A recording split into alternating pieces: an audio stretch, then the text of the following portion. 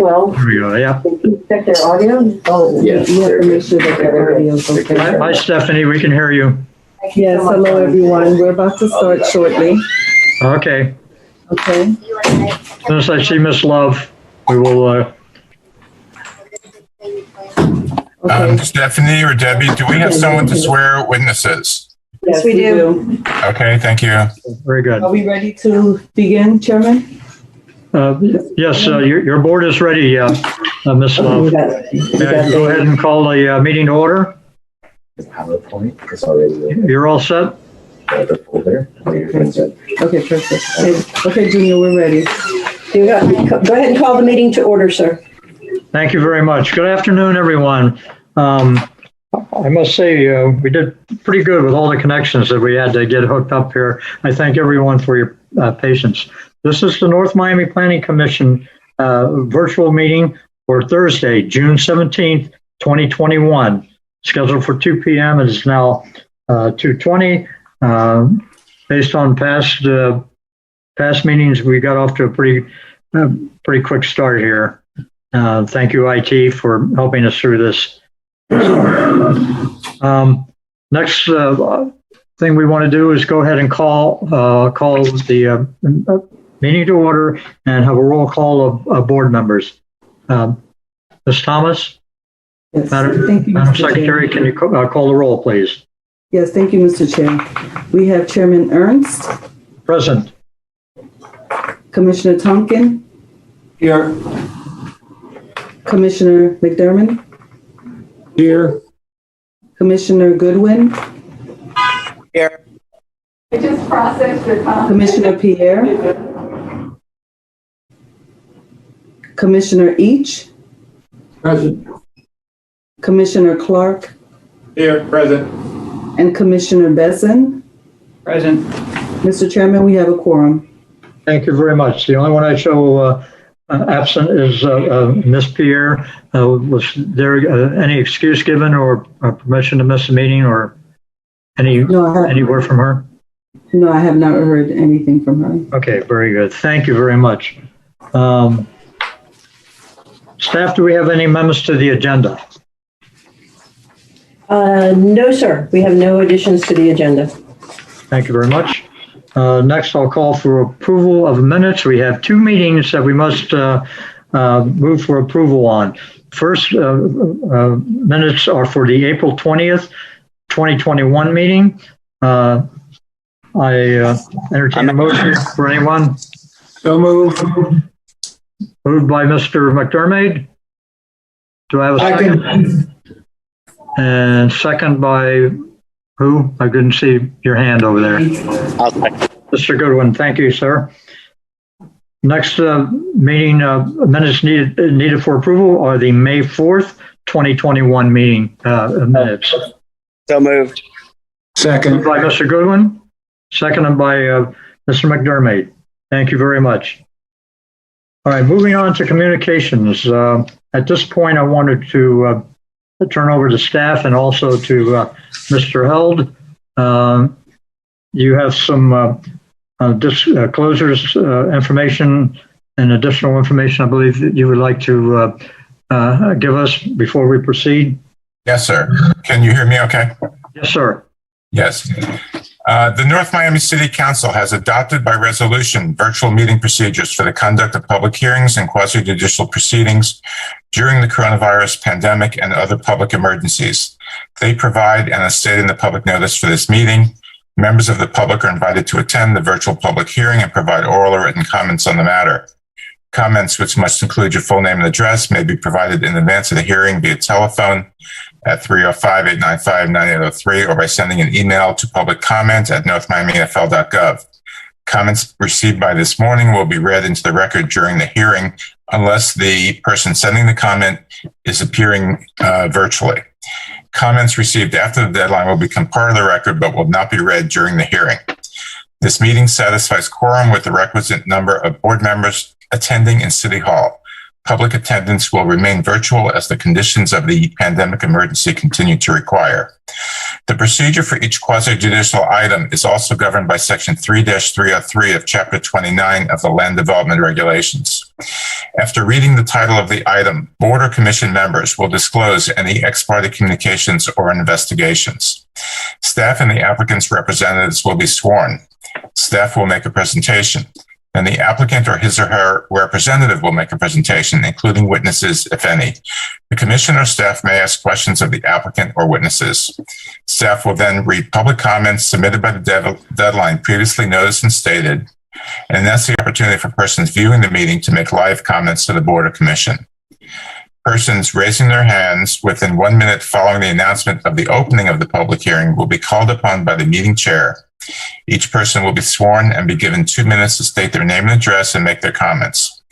Cross-examination is allowed by staff, the applicant, and the commission. Public hearing will then be closed and the commission will then deliberate the matter, reach a decision, which may include approval with conditions, denial, or continuance. Now, I've been asked to go over a matter which involves the standard of evidence that will be presented to support an item or in opposition to an item, and whether the evidence is appropriate for consideration. There are special requirements for quasi-judicial items because the commission is sitting in a quasi-judicial capacity, which is like a court. So Florida courts have ruled in numerous occasions on the standard to be applied when considering testimony and evidence presented by staff and by experts and by individual citizens. And I'd just like to present a few of those statements by the courts to you to give you a better understanding of how to treat this evidence that's presented. So generally, so the term that I'm going to be describing is called competent substantial evidence. So competent evidence is evidence sufficiently relevant and material to the ultimate determination that a reasonable mind would accept as adequate to support the conclusion reached. Substantial evidence is evidence that provides a factual basis from which the issue may reasonably be inferred. So under this standard, generalized statements in opposition to an application, even those from an expert, are supposed to be disregarded. No weight may be accorded an expert opinion, which is totally conclusory in nature and unsupported by any factual-based chain of reasoning. However, relevant fact-based statements are to be considered. So citizen testimony in a zoning matter is perfectly permissible and constitutes substantial competent evidence as long as it is fact-based. So some examples of how that's applied is when staff does a staff report and gives specific fact-based reasons for the recommendations, that is always considered competent substantial evidence. Testimony offered by objectors does not qualify as supportive evidence. For example, in one case, a citizen objector who was an engineer was complaining about traffic on neighborhood streets. He quickly announced that he was not testifying as an expert. The court said that where technical expertise is required, lay opinion testimony is not valid evidence upon which a special exception, or in this case, conditional use determination, can be based, full or in part. Courts have also stated that experts do not need to provide their own studies, but they can rely on other studies for purposes of giving expert opinions. That's it for a summary. If you have any questions at any point in the hearings, I'd be happy to clarify further. Thank you. Thank you. One other thing before we start the first item up for public hearing is we need to find out if we did have any continued public hearing. No, we do not, sir. Okay. So at this point, council and also staff, I'm going to go ahead and read the first item up, before we issue an oath. If that's okay with you, sir, we'll go ahead as you indicated. I will read the item in first, and then we will then issue an oath, since this is, again, a quasi-judicial item. So the first item, PC 13-21. City of North Miami approving an application for a conditional use permit and substantially the attached form for proposed 369-unit, 9-story apartment building with 1,100 square feet of ground level cafe space, an attached 3-story parking garage, 503 parking spaces, and 46 on-street parking spaces on real property located at 1195 Northeast 126th Street and 12640 Northeast 12th Avenue. Specifically identified in Miami-Dade County Portfolio Numbers 06-2229-029-0010 and 06-2229-030-0010, and totaling 4 acres in accordance with Article 3, Division 4, Sections 3-402 through 3-407. Article 4, Division 2, Sections 4-202, Sections 4-203A, and Sections 4-205, and Articles 4, Division 3, Section 4-310. City of North Miami Code of Ordinances, Chapter 29, entitled Land Development Regulations, providing for an effective date and for all other purposes. So at this point, first thing I will do, before we do all of the office, I must ask each commission member to give full disclosure if they have had any discussion with any of the parties involved in this petition. Please state your disclosure at this point. If I don't hear from any one of you, I will assume that nobody on the commission has any conversation with this. Charlie? Yes. Charlie? Yes, Mr. McDermott. Yeah, I'd like to disclose that I have had conversations, been to a workshop on this project, and also had several people from the community, pro and con, speak to me. Okay. Is there a question from the attorney? Yeah. Okay, thank you very much. Who else? Mr. Chair, I also need to disclose I have had several residents, both pro and con of the project. I have not spoken to anyone from the development side, just residents. Thank you, sir. Anyone else? Yeah. I attended the workshop with the public workshop for the development and have spoken with residents for and against the project. Okay, that's Mr. Tonkin, I believe. Yes. Is that you speaking? Yes. You're a little dot on my screen, sir. I apologize. That's okay. Thank you. Anyone else? So that's three members that have given disclosure. Thank you. Thank you very much. Staff report will follow the swearing in by Madam Secretary. Are you the one doing the swearing in for those who would want to speak on this item? Mr. Chair, we have Isaiah Valsan, who is a notary, who will be doing the swearing in. And that should include staff and all representatives of the applicant and all citizens who want to speak on the item. Again, anyone that will want to speak on this must be sworn in. So if you could do me a favor, raise your hand so that I can see that I will know that you will have been sworn in should you wish to. This includes all of the development groups, your members, any of your staff that you feel might talk on it. So I see almost everybody on my screen that wish to speak on this. All right, Ms. Valdez, you begin the swearing in, please. Do you swear to tell the truth, the whole truth, and nothing but the truth?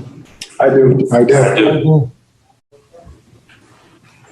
Thank you. Okay, everyone. Yes. If I didn't hear you, just signify with a hand raised. Thank you very much. So from what I see on my screen, those visible, we will have a lot of speakers. So I want to make sure that I get every one of you that I have seen. All right. Okay, very good. Mr. Chair, Yes. as a reminder, if I may, sir, if you have provided written comment, Yes. you can either do a written comment or you could speak to the item. You cannot do both. That's correct. So those I'm of sorry, you I who have, overlooked that.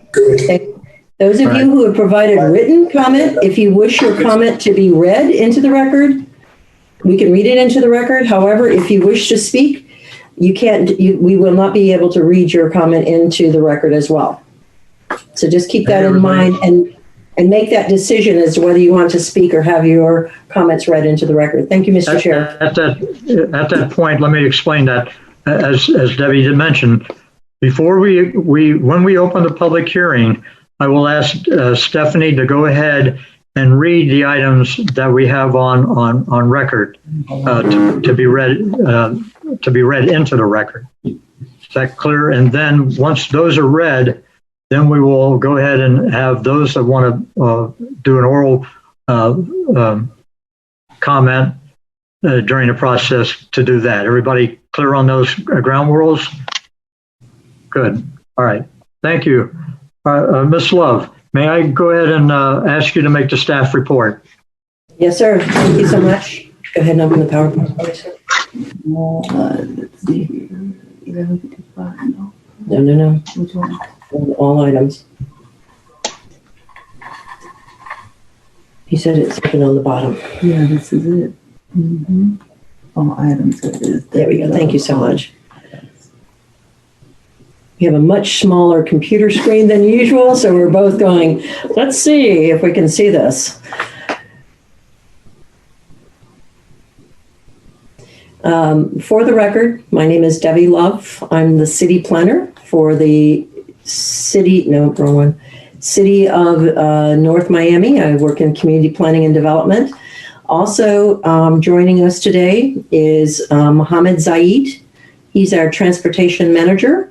I would like Mohammed to give you just introduce himself briefly. Mohammed Zaid, please introduce yourself to the commission. Good afternoon, Mr. Chairman and everybody. My name is Mohammed Zaid. I'm Transportation Manager, City of North Miami Public Works Department. I have over 35 years of experience in transportation engineering and traffic engineering. I have a master's degree in transportation engineering, master's degree in traffic engineering, executive MBA, professional registered engineer, state of Texas and state of Arizona. Thank you. Thank you, Mohammed. Mr. Chair, I'm getting ready to make my presentation. You should be able to see the presentation in front of you. Yes, I do. Thank you, sir. Can you put it into presentation mode, Ms. Stephanie? We got two sets of older eyes trying to see this screen. So thanks for your patience. Thank you, sir. This is the affordable housing item that you have on the screen. That's not the right one, Stephanie. You got to start at the beginning of the, thank you, Gary. You're welcome. Hold on. Got to start at the beginning of it. You started in the middle of it. Yeah. Go all the way up. This is it? No. Okay. It's still the wrong one. Should say all items. This too, this is all items. There you go. Nope. Put the wrong one on there. I got the wrong one. It's the only two that says all items. Okay. Yeah, that's the only two. All right. Well, this one is the first one. I need that one up on the screen. Where's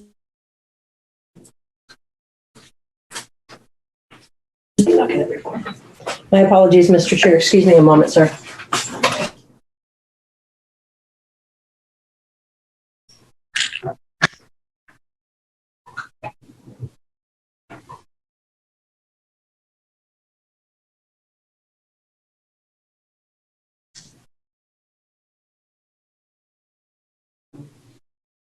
It's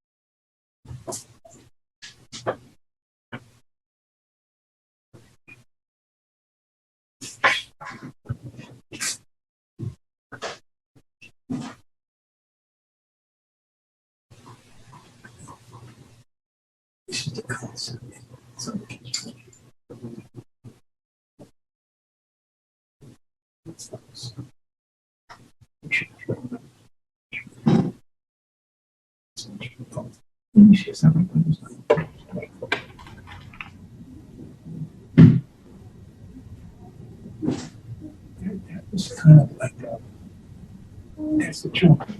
This is the south side of the terminal.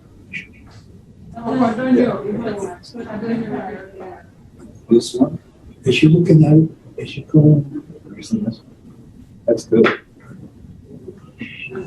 That's good. So the crane just came off that. It's there. It's over the That's the tallest residential tower in the world.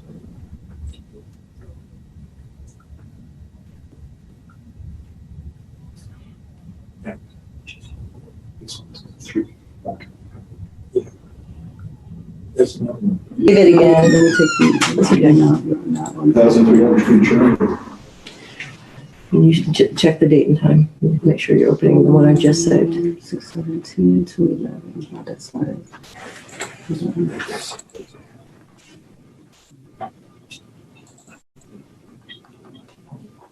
should jump in 1,200 feet, and that's 1,300 feet.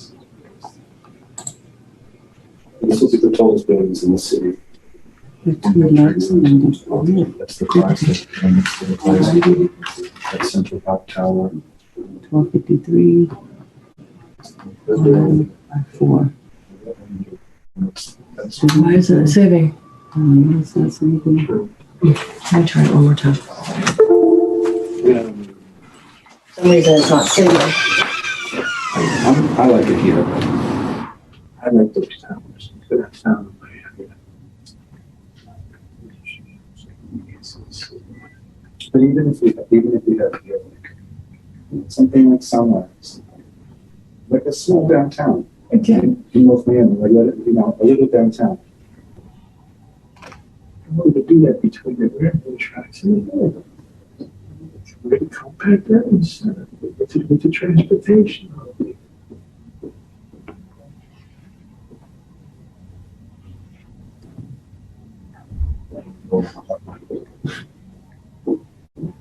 Not discussing it. Just pretty good. I went to the World Trade Center a couple of years. Parked over right up at the battery by the tunnel. To the park, the rotated park. Just take them back. That makes you see it. It was a Greek military on horseback.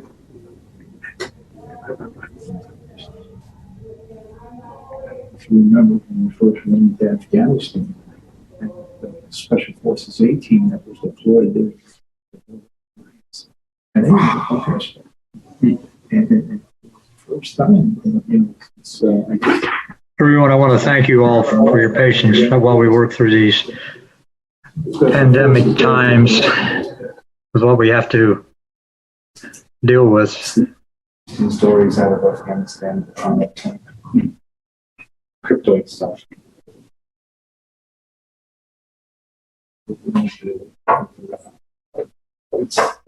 Mr. Ernst, this is Alina. Yes, hi. Yes, hi. Could you please raise your volume? I can conquer. We don't hear nothing. We are very low. I tried Did to. you hear? Am I coming in low right now to you? No. Low, very low. I'm low. Yes. The only thing I can think of is try your speaker volume. A reset. I have set my Bigger, Okay. higher, but Good. still low. Yeah. I think there's so many on the line that it may be causing a problem. I'll try to speak up as loud as I can. Okay, thank you. I think someone else was having the same difficulty. But if you can try to do your own adjustment on your device, crank it up as much as possible. That way. Yeah, I've adjusted already. It won't go any higher. Okay. Thank you, though.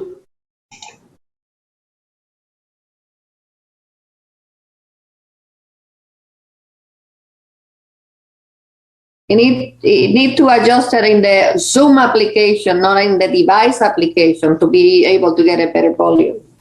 Try that. Thank you, with whoever gave the technical advice. Appreciate it. Well, I do see the permit plan coming up on the screen here. We should be able to resume. There we go. I think you can see it now, sir. Is that correct? And you can hear me, correct? Yes, ma'am. You All already right. know. Apologies. We seem to have all these little gremlin glitches going on here today. For the record, Debbie Love, City Planner, City of North Miami. This item before you, as the title said, is for a conditional use permit for a project named 1155 Nomi. Next slide. The request is currently for 269 floating units to be assigned under a conditional use permit. The location is actually two different parcels of land that are adjacent to one another. One is at 1155 Northeast 126. The other is at 12640 Northeast 12th Avenue. It's about 4 acres in total. The current site is quite blighted. I'm sure you all know where this is located. The swells are constantly parked on. The stormwater doesn't work because the swells are parked on. The buildings are certainly in need of repair. I talked to, as part of our analysis, we spoke to the housing inspector, and he said the units are in, just quite old. As you can see, they were built in 1949 through 1950 between the single-family residence that's on one lot and the 12 quadruplex units that are on the other parcel of land. The parcel of land itself is zoned R6, which is a residential, high-density residential on our future land use map. The surrounding properties are R5, which is also high-density residential. The property is located also within the NRO, which allows 90 feet off of a major corridor in height. It is also located within the North Miami Transit Station Overlay District, which provides and allows up to 150 dwelling units per acre and up to 200 feet in height. Next slide, thank you. The project itself is proposed as a 9-story, 369-unit mixed-use project with 1,100 square feet of cafe space and amenities for the folks who live there. The rentals range from a little over $1,000 for a studio and about $2,400, close to $2,500 for the 3-bedroom apartments. There are 10% of the units are required to be deed restricted for affordable housing, which goes 50 to 80% of the AMI. That is a condition of the North Miami CRA. They also have an attached 3-story parking garage. And the project site provides, is required to provide after the traffic reduction, transportation reduction that's allowed for the parking. We allow under our code a 15% parking reduction. They are required to do 501 parking spaces. They're actually providing 503. They're also providing 46 landscaped on-street parking spaces with curb and gutter, which will definitely improve the drainage and the stormwater just from that alone. It will also provide traffic calming on-street parking.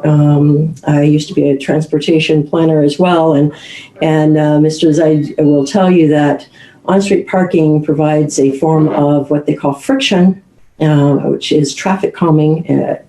Tends to slow traffic down as they're going along the street with on-street parking.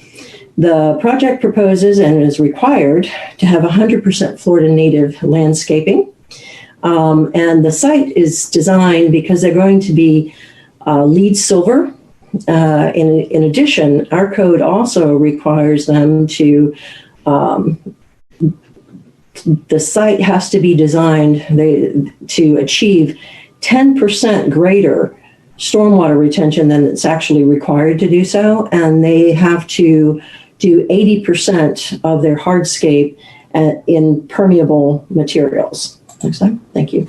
The economic impact for this project is in the short range during the construction period, about 828 short-term direct and indirect construction jobs with about $44 million in wages during the construction period. They will be creating 18 additional full-time jobs at the location. We'll be collecting a little over $1.5 million in permit and impact fees, and $463,200 in additional annual ad valorem taxes. The residents and the employees will be spending almost $6 million a year in retail goods and in eating and drinking, going out and eating and buying groceries and things like that into the city. The next steps for this particular project is that it's proposed to go before City Council on July 13th for their review. And then after that, as you all know, because you've seen this before, they then go to DRC, where they delve tighter into the stormwater and the wastewater, all the civil engineering side of the project, and any other tweaks to the site that needs any other tweaks to the DRC. Please mute your. Please, everyone. Would you please mute yourselves, please? Thank you. Everyone, please keep your mics muted until you're called upon. Thank you. And then it will come back to City Council after the DRC has reviewed it and approved the final site plan. It comes back to City Council for final site plan approval.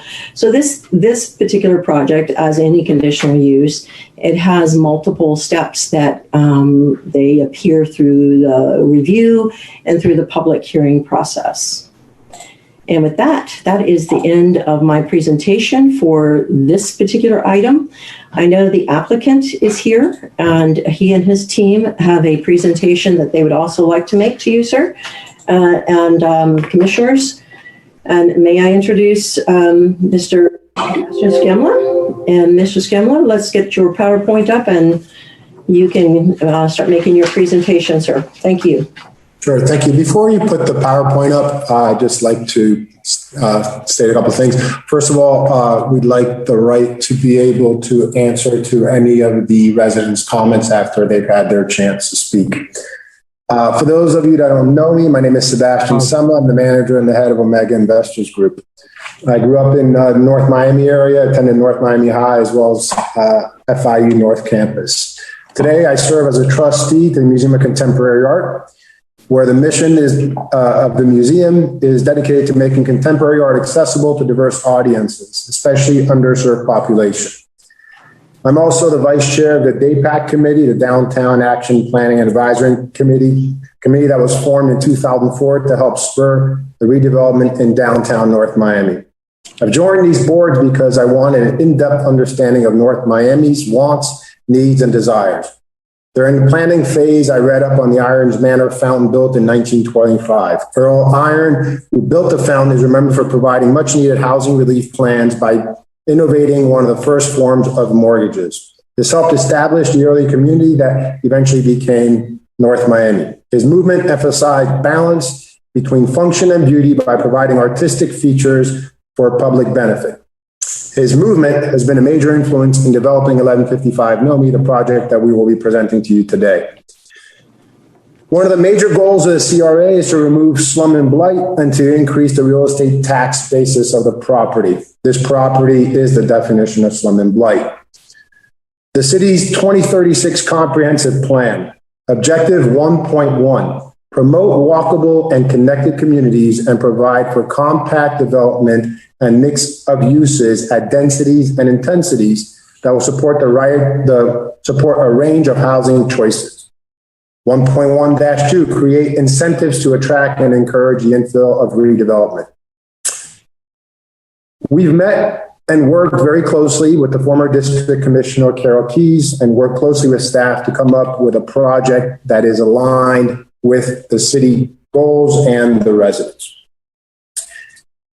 In November of 2020, Mr. Philippe Bien-Aimé, our mayor, wrote a letter to Miami-Dade County, former Miami-Dade County Mayor Carlos Jimenez, where he pleaded to lobby to have a bright line stop at 123rd Street and specified the TOD overlay was done to encourage a bright line stop. As we know, the TOD specifically increases density and promotes walkability.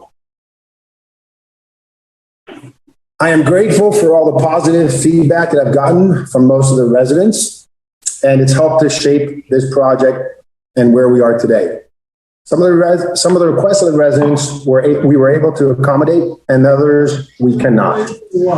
I realize it's probably hard, if not impossible, to make everyone happy, but we worked really hard to understand, learn, and to bring the best possible project forward to the city.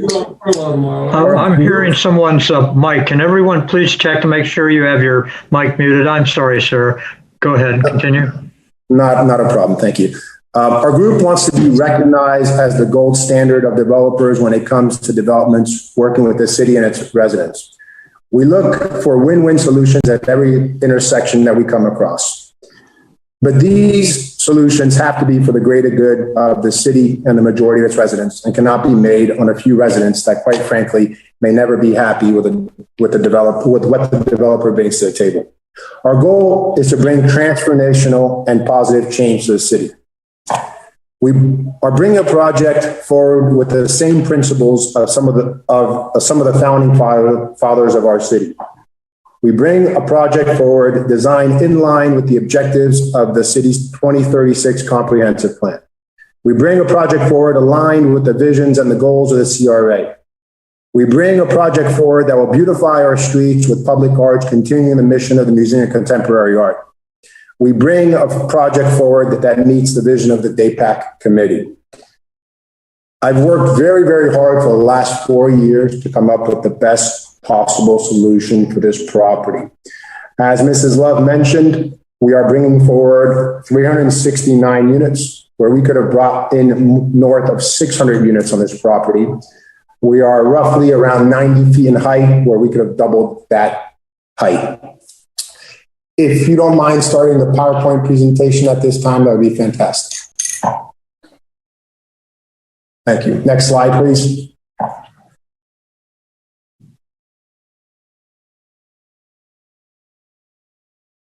Next slide. So this is what the property currently looks like. 12 buildings, all built in the late 40s. We looked at the possibility of refurbishing these units. Unfortunately, these buildings are so dilapidated, they are falling apart. So the next slide, please, is the same view that we will have once this project gets approved. Downstairs are walk-up townhome-like units, 8 floors. Our goal is to bring value to the community. This property is designed to have new sidewalks around the property, outdoor exercise equipment, as well as outdoor public art. Next slide, please.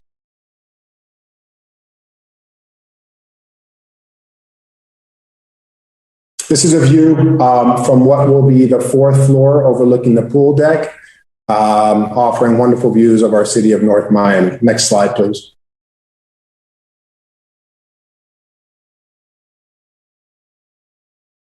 Similar view, just looking north towards 11th Avenue. Next slide, please.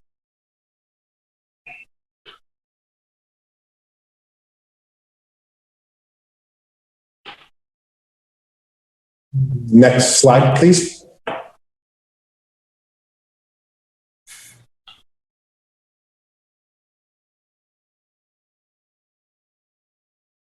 Or I can just continue to talk about this slide if you wish. We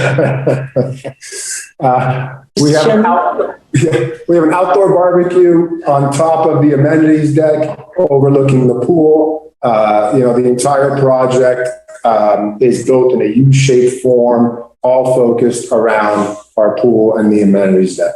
There we go. Here's a view of the west side. As you can see at the bottom right, okay. Here's a view looking north. There's a slight delay, sir. That's no problem. I'll slow down a little bit. Okay, great. Thank you. Oh, all right. Oh, sorry. No problem. Okay, there we go. Okay. Can you just go one slide back from this slide, please? Thank you. Great. I think this is an important slide, and our architect, as soon as I'm done, will touch up on this. As you can see on the bottom right-hand corner, you see something very similar to a porte-a-crochet. Our architect will talk about how the entire building was redesigned to make sure that this building had the least amount of impact on the residents nearby, something that we were not required to do, but something that I wanted to make sure was done to continue to promote what other developers, such as myself, should be doing when working in our city. Next slide, please. Thank you. Here is a south view looking at the property, the amenities deck and the pool. Next slide, please.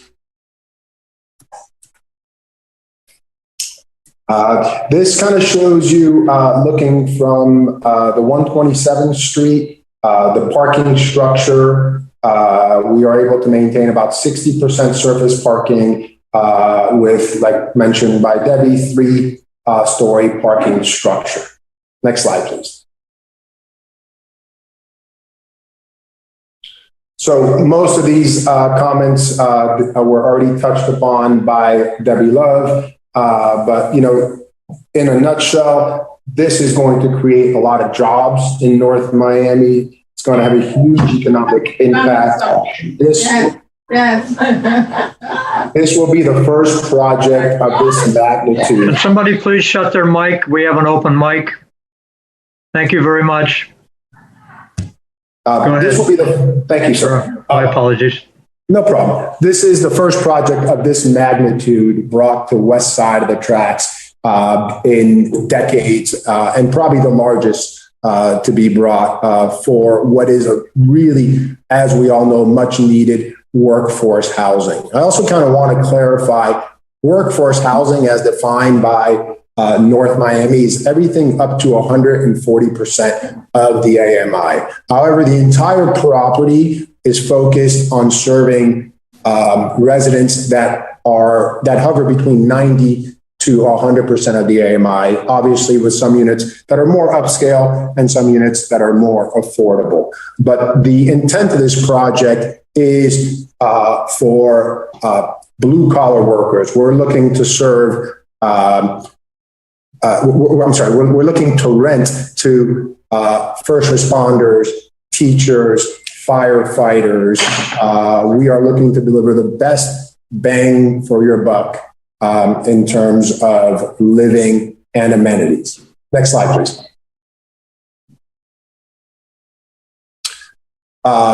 Again, most of these things Debbie has covered, but at the end of the day, we're going to remove slum and blight. We're going to have affordable workforce housing. This is going to help to increase the surrounding property values.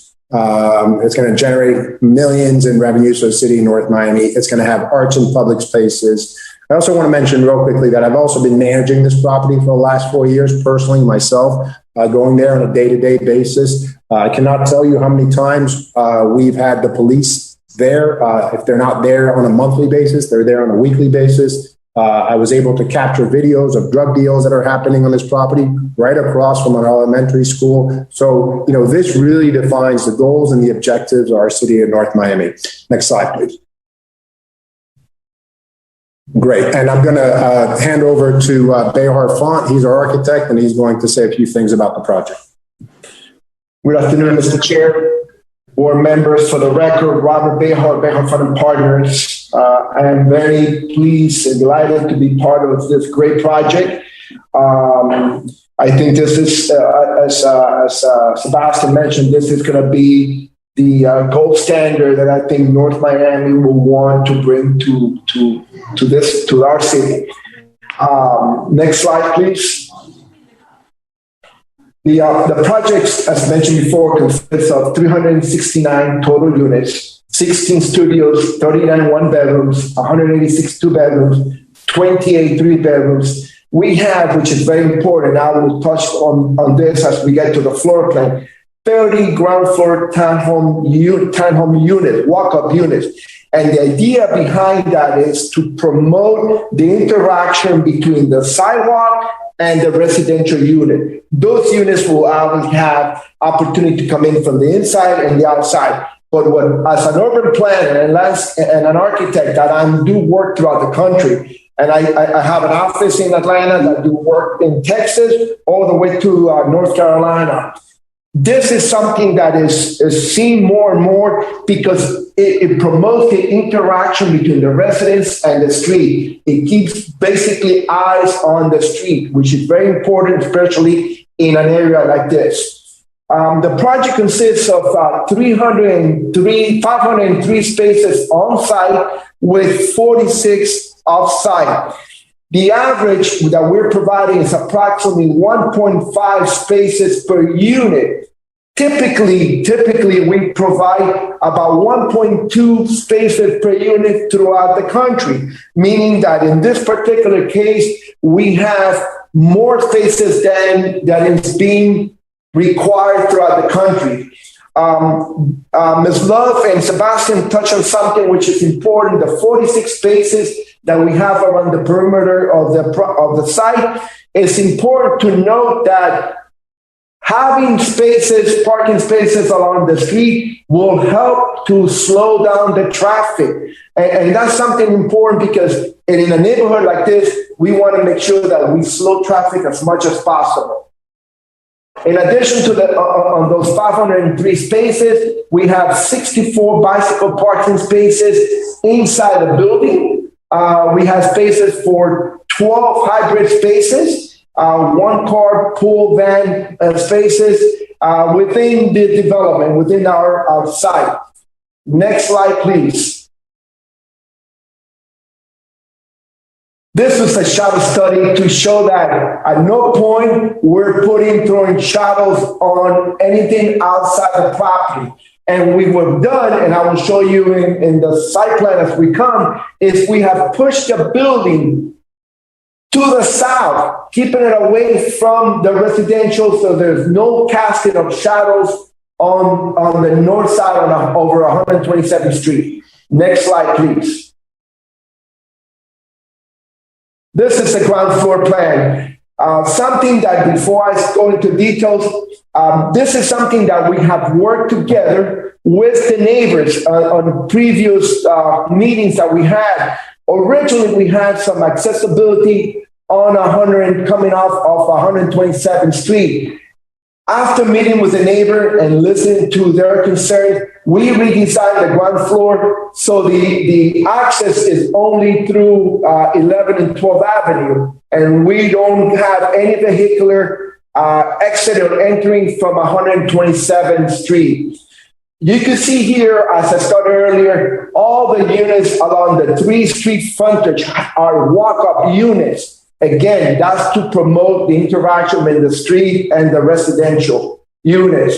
We have set the building back as we're required on the garage 25 feet for the first 2 stories. And then after the 3rd story, we're required 35 feet. Well, we're providing almost double that required. We have 69 feet abutting 127th Street.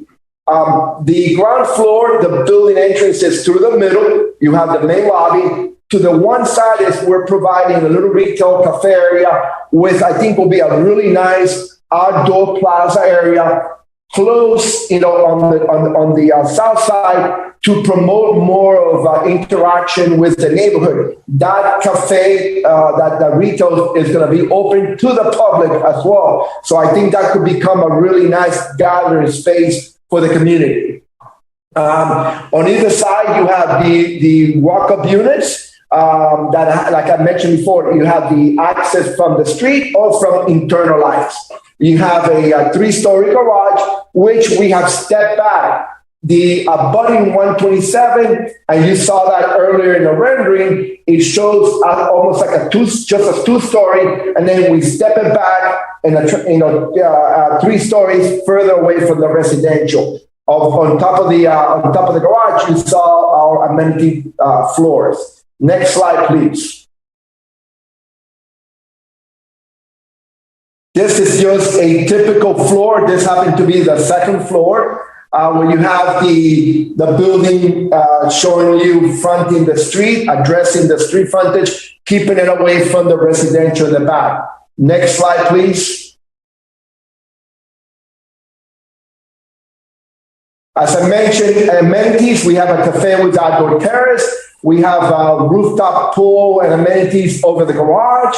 The 9th floor penthouse is only in the center, and that's something that I need to express to you. The building on either side is only 8 stories. On the center is 9 stories. Now that we're thinking about height, as Ms. Love mentioned, this side will be allowed to go up to 200 feet. We're only going up approximately 90 feet. So we're going less than half of what we will be allowed to go up. We are providing new outdoor lighting throughout the whole site. Again, bicycle lockers and workshop, a brand new 6-foot sidewalk along the perimeter with exercise equipment. The art and the amenities, we have a fitness center, yoga studio in the pool level. Next slide, please. Here is a plan of the building and the amenities. The amenities, as you can see, is step back from the residential even further. So everything has been brought closer to the south to 126th Street. Next slide, please.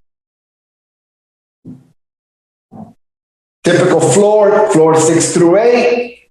Next slide.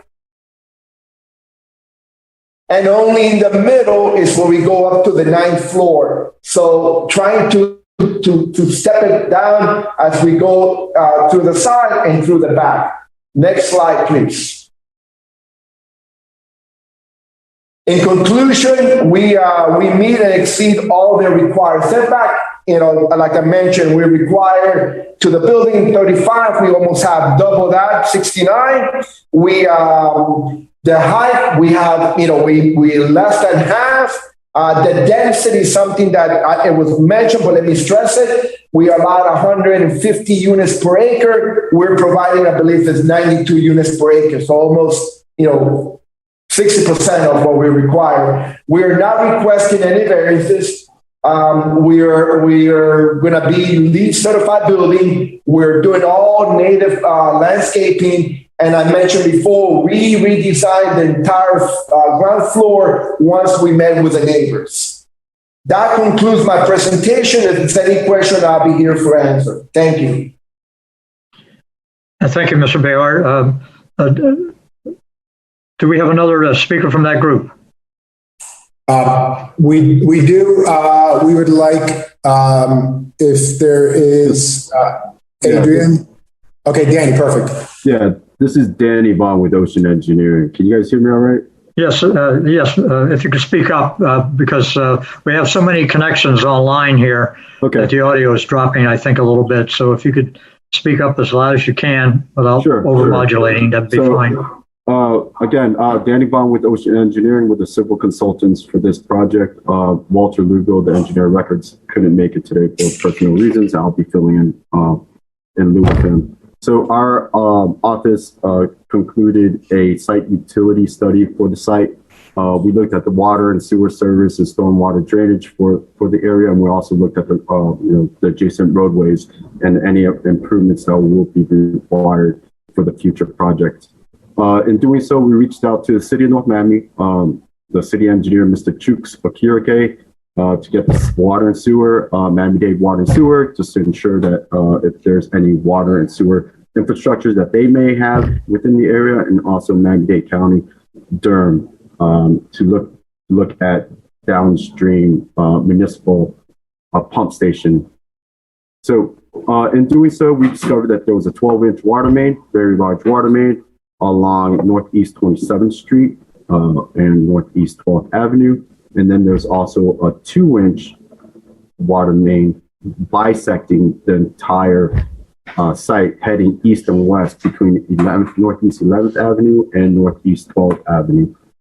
If I can interrupt, is that 2-inch line is servicing those buildings that are there now, right? They're all sharing that one line?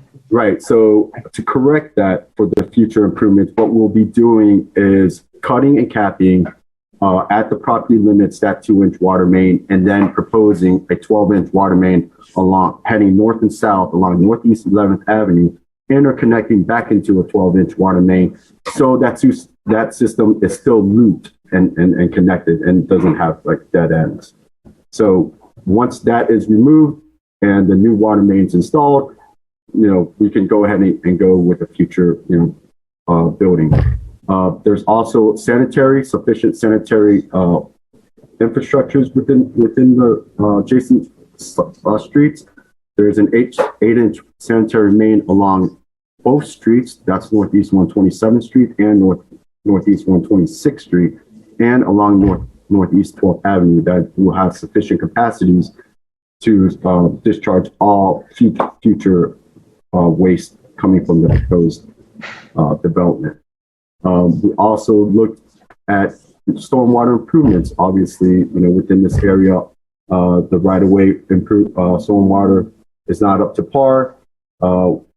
On site, we'll have drainage wells, deep injection stormwater drainage wells to discharge any runoff coming from the rooftops, and we'll also have exfiltration trench scattered around the entire site to ensure that we don't have any stormwater discharge out into the public right-of-way. We'll work with the city on developing, roadway cross sections to ensure that there's parallel parking spaces, sidewalks, curb and gutters, and also the drainage systems, and also implementing the pervious pavers to ensure that possibly reaching out for those LEED certifications. Going to the slide, if you can go, we also looked at the solid waste generation, utilizing, conversion units by the city. And it shows there that there was I think a total for the proposed development, 2,634 pounds of waste being generated for that day. That concludes our analysis, our civil analysis for the proposed site. If there's any questions, I'll be more than happy to answer them. Thank you, sir. Mr. Debakowski? Good afternoon. Adrian Debakowski with Kimley Horn, offices at 8201 Peters Road in Plantation, Florida.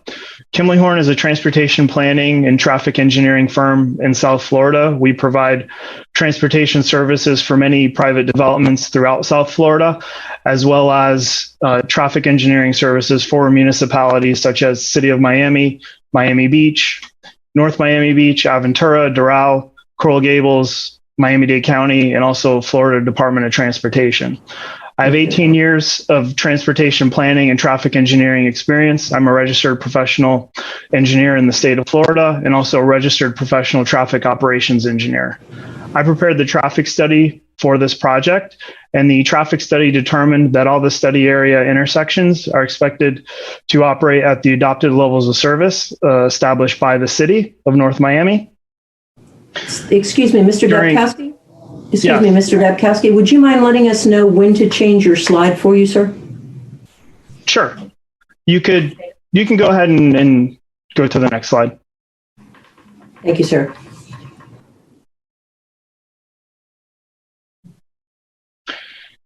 And the proposed site has full access from one driveway along 11th Avenue and also one full access driveway along 12th Avenue.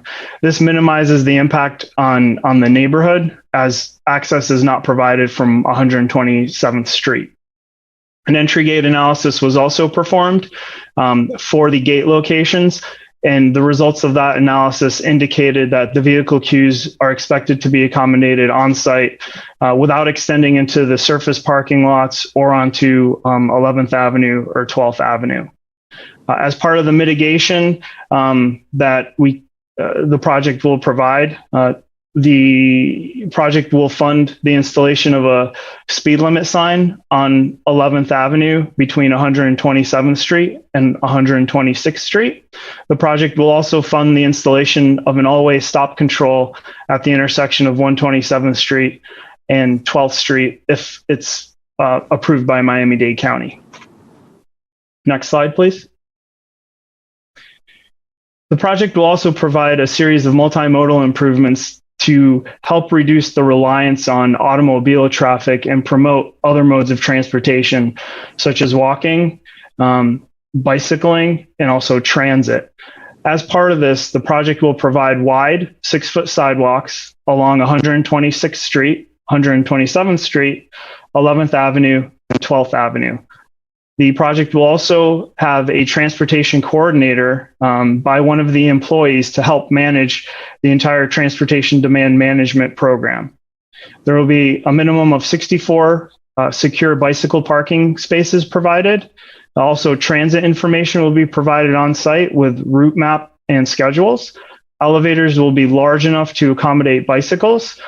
The area roadway network will be made pedestrian and bicycle friendly by allowing those wider 6-foot sidewalks.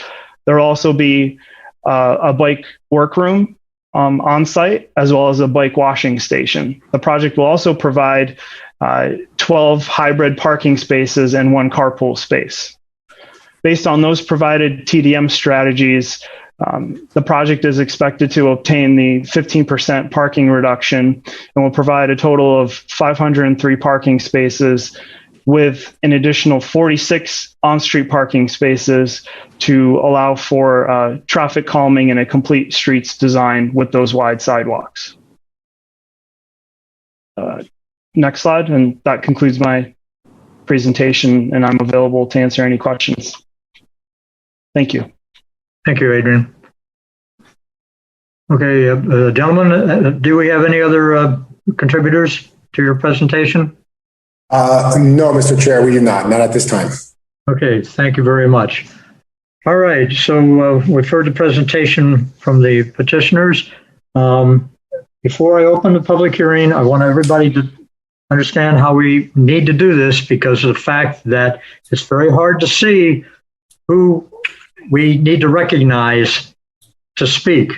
Plus, we also need to keep track of those that will be read into the record and will not be speaking. Stephanie, Madam Secretary, first thing we're going to ask you to do is, if you could please, read into the record any of the comments that you have previously been submitted to as comments to this project. Me first. Okay, Mr. Chair. Yes, ma'am. If I may, sir, to be a bit more organized on this. Yes, any help will be gladly adhered to. Appreciate that, sir. If before she just reads them out, there may be the same folks who have written may wish to speak. So it may be best if she asks if the individual is here and would prefer to speak, or if they just wish their item to be read into the record. That way, they may decide to say something different than what they said in their written record, or wish to re-emphasize what they wrote. So if we may proceed in that manner. That would be perfect. All right. So here's what we will do then, folks. On the advice of Ms. Love, I'm going to go ahead and open the public hearing And when you're asked to state your name and address, please tell us whether or not you wish to speak on it, and or have your public comment that was submitted stand as your opinion. So I'm looking at my screen, and I'm going to start looking at hands going up for people that want to speak. On my screen, as I'm looking at it, I don't know if you see the same thing I do. I have the Medinas on my very first spot, followed by the Davies, Miss Martinez, and that's all I see on hands right now. So the public is hearing, and I see Mr. Russell's hand now going up. Okay, so let's try to expedite this as much as possible. Now, as a reminder, you have 2 minutes to make a comment. You can only make one comment, and that's it. There is no rebuttals or second opinion voice. You will make your statement in either opposition to this proposal or in support of the item. So let me begin with calling up who would like to go first. I don't see hands yet, so. Mr. Chair, Yes. we need to start with those who've written first in advance, and we can determine whether they're here or not and wish to actually verbally speak versus us reading their comments into the record. The only way I think I'm going to get that is we're going to have to call out their names first, and then, okay, I'm going to go ahead and I'm addressing the Medinas at this point. And go ahead. Good afternoon. Good afternoon. Yeah. Can you hear me? Yeah, he needs to kill the audio on that phone. Okay. There we go. Yes, ma'am. Good afternoon. Oh, it's very low. I can hardly hear you, but. Okay, go ahead and introduce yourself. Give me your name and address, and then we'll take the next. Alina Medina, 1270 Northeast, 124th Street. Okay, Madam Secretary, you got that on record? I can't hear. 1 second. I'm trying to see where is the volume here. Okay. We can hear you, Ms. Medina. Yeah, we can hear you fine. Can you hear me okay? Yes, ma'am, we hear you. Okay. So I'm asking to please consider the side of the building that leads to the 127th Street. If the building cannot go higher than 3 floors, in consideration of the residents that live right there adjacent to this area. I also think that the parking spaces are not sufficient. You know, even though you have 500 plus and 46 plus additional parking spaces, if every apartment has maybe 2 to 3 people living there, that's going to really destroy the area, the peaceful area of that neighborhood. And so I hope that you consider that, and also that the Planning Commission denied the conditional use permit for this project, you know, in the current form, that they consider denying this, for the council to deny this. Thank you. Thank you, Ms. Medina. Is there anyone else that's with you there? The gentleman next to, does he wish to speak, or did he have a comment? No, I'm so Okay. sorry. I cannot hear. See? Oh, no, I was asking if the gentleman next to you also had a comment, because he had raised his hand earlier. He does not wish to speak. All right, thank you very much. Thank you. Let me move over to the Davies, Sandy Davies. Can you hear me? Hi. Yes. Yeah, we can. Madam Secretary, do you recognize the Davies? Yes, you do. You have a lot of them. Mrs. Davies, do you wish to speak versus Ms. Davies? Do you wish to speak versus having your item read into the record? I would like my item read into the record. Right, then you cannot speak then. So we'll read your item into the record. And we have your latest one, and which is the one that we have to use. We only can use one. So we have your. Well, Debbie, I wrote a comment and my husband Nicholas wrote a comment. Yeah, we would both like them read into the record, please. Okay. With two people. Yes. All right. So, Mrs. Davies, we'll read yours in first. Okay. Is that okay, Stephanie? Okay. Sure. I have Nicholas Davis. I can read into the record. Please read Deborah Davies first. Okay, let me see if I have Deborah Davis. Which one, Miss Davies? I wrote one with my name, Deborah Davies, and then Nicholas wrote one with his name, Nicholas Davies. Okay, we have Nicholas. We have Mr. Davy. Right. I don't have. And I sent you mine yesterday.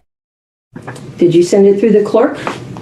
Yes. We sent it to both of them to public comments. We sent them both to public comments, and we include in mine. I have included other neighbors' names and addresses. Right, and you are unless you are a registered lobbyist for the city, you cannot represent. I am not. I'm not a registered lobbyist. Then you cannot represent others. Others cannot be in your email because you're representing others.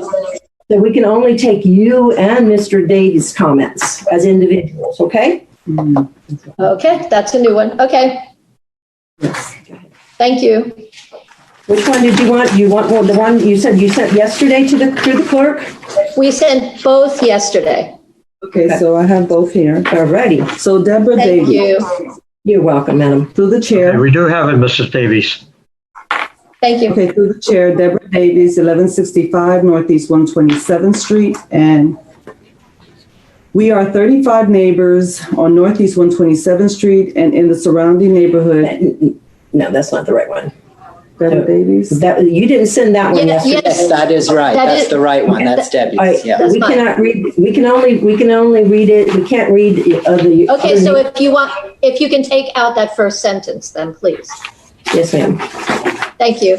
You're welcome, Ms. Davies. First, we are asking for an alternative design with 3-story apartments along Northeast 127th Street.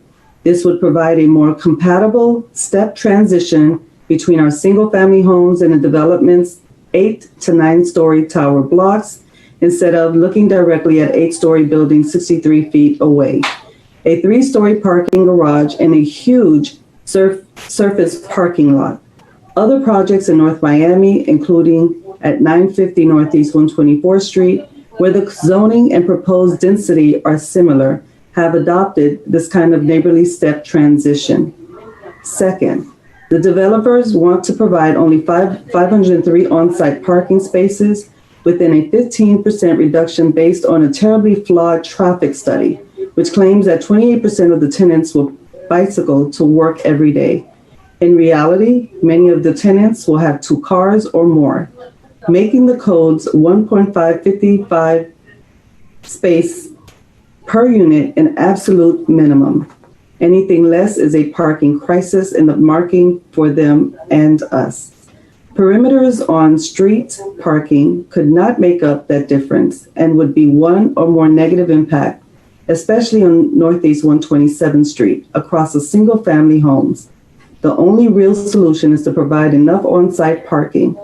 The developers and city staff have not considered more community compatible designs or realistically assessed the real world impacts of such a huge development. We want this project to be the best it can be, a real asset to our neighborhood, and a model for future development in North Miami. Sadly, that is not what is being presented to you here today.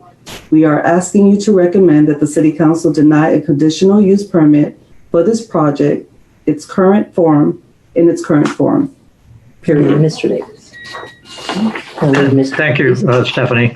Yeah, we're going to read Mr. Davies into the record now. Mr. And please read his address, name and address for the record too, Stephanie, if you could. Yes, through the chair, Nicholas Davis, 1165 Northeast 127th Street. To claim a 15% parking reduction, the applicant must demonstrate that it will reduce tenants' car trips by 25%. So it is submitted a study by Kimley Horn claiming that providing bike parking will persuade 16% of the tenants to ride bikes to work instead of driving, and that 4 other strategies will reduce car trips by 10%. But the guidelines this is based on are not relevant to this project. First, these guidelines are from San Mateo County in California, where many more people bike to work due to different climate, geography, culture, economy, and infrastructure.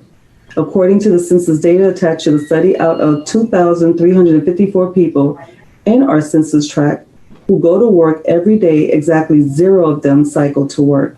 Second, these guidelines are designed to manage congestion in San Mateo County by getting people to leave their cars at home and use their means to get to work, not to reduce parking spaces at new residential buildings. The guidelines say that cyclists will ride to work 1 day out of 3, not that they will manage without a car altogether. We asked Jeff LeCap, who runs San Mateo County's congestion management program, if it could be possible to use its guidelines to justify parking reductions for this project in North Miami. And he replied that this project is outside the purview of the CMP guidelines. So the applicant has not demonstrated the 25% trip reduction required by Section 5-702 to qualify for a 15% parking reduction. And without that parking reduction, this project will require substantial design. Based on this and the other problems my wife and our neighbors have presented to you, I urge you to recommend that the City Council deny a conditional use permit for this project in its current form. Next. Okay. Thank you very much. Thank you, Mr. Davies. Moving on to the next person that I see on my screen is Jessica Martinez. You had raised your hand earlier. Hi, Jessica. How are you? Give me your name and address, please. Stephanie, do you have any prior written comments from Jessica? I do not have prior written comments from Jessica. Jessica, you have the floor. Okay, my name is Jessica Martinez. I live in 933 Northeast 127th Street since 2004. Please excuse me 1 second. Remember, you only have 2 minutes. I will. Yes. It's short. Thank you. Okay. First, I oppose this project in a current form because of the traffic study that was used to support the on-site parking reduction. I believe was based on a Californian study and not based on a realistic study done here in Miami. Okay. This for me is definitely misleading information. And I believe that the impact that the traffic is going to have in our area that is presented to us is wrong, okay? The developer must provide enough on-site parking for their tenants instead of trying to claim a reduction in parking spaces based on a flawed parking study, okay? Second, I strongly oppose on the idea of using the Northeast 127 for an on-street perimeter parking. All parking should be provided on-site. Okay. Third, it needs to be a better transition. The pictures you saw in the presentation today, they're pretty but inaccurate. It shows in the plans pictures of a 7-story building, not a 9-story building. That again shows misleading information just to approve this project. This presentation needs to be corrected to present the correct plans and the proposed 9-story building. Okay. Just think about it, A 9-story building, 369 units across single-family homes without a proper transition does just don't make any sense. It's like being online and having almost 1,000 people in front of you, caught in front of you. So I'm finished saying I recommend along my 127 neighbors and the ones present in this meeting, that the conditional permit for this project in its current form get denied. Time is up. Your time is up. Yes, she heard you, Stephanie. Thomas, you should just be muting people after 2 minutes, unless the chair allows an extension. Okay. Yeah. Okay. Well, I think she was summing up. I was just wrapping it up. I started my clock late, and I still had like 10 seconds left. So you and I didn't get coordinated on that, Stephanie. I'm sorry. Okay. All right. No problem. Mr. Russell, You have the floor, sir. Could you please give us your name and address and state whether or not you had submitted a comment, or if you wish to speak on it now, sir? Can you hear me? Yes, we can. Okay, great. I did not write a comment before. Okay, give us your name and address to start with. That helps. Okay, my name is Andrew Russell. I live at 1090 Northeast 132nd Street, North Miami. Yes, sir. Okay. You may wish to start your comment. Okay, well, I want to say that I want to vote to deny the permit. I guess that's what I'm saying. Just listening. I'm new, and I definitely see some flaws. And there's professional traffic people here, and seemed a little strange to me. But anyway, I just jotted down a few things. You're talking about cafe, yoga, and of course, people going to work, which means waves of people will be leaving at the same time daily for exiting from this new building, which looks beautiful, by the way. And anybody heading east is just going to be backlogged because of the increased frequency from the Brightline train, which already creates backlog. I'm sure everybody knows going east on 125th is a backlog. And because I go from where I am, which is north, and I go to Aldi once a week, and I take 12th, and it's already pretty bad daily, or at the early times, and there's also school zone, backs up traffic. Sir, your time is up. Your time is up. I still got 30 seconds on him, Okay. Debbie. Also, I grew up in suburbs of Chicago. I took the train to work to college 5 times a week. And Brightline is definitely not an affordable commuter train. Just to add that in. Thank you, sir. Thank you very much. Okay, we're going to move along here. I believe I've got Mr. Nieto. Do you wish to comment, sir? I wish to have my comments read on record, onto the record. Okay, let's find your comment, sir. Hold on just a moment. What is your name, sir? It is Victor Nieto. 2150 San Souci Boulevard. Victor Nieto. Perez.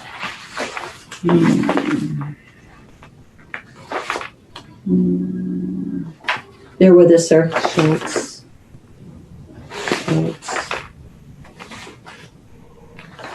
Chisholm.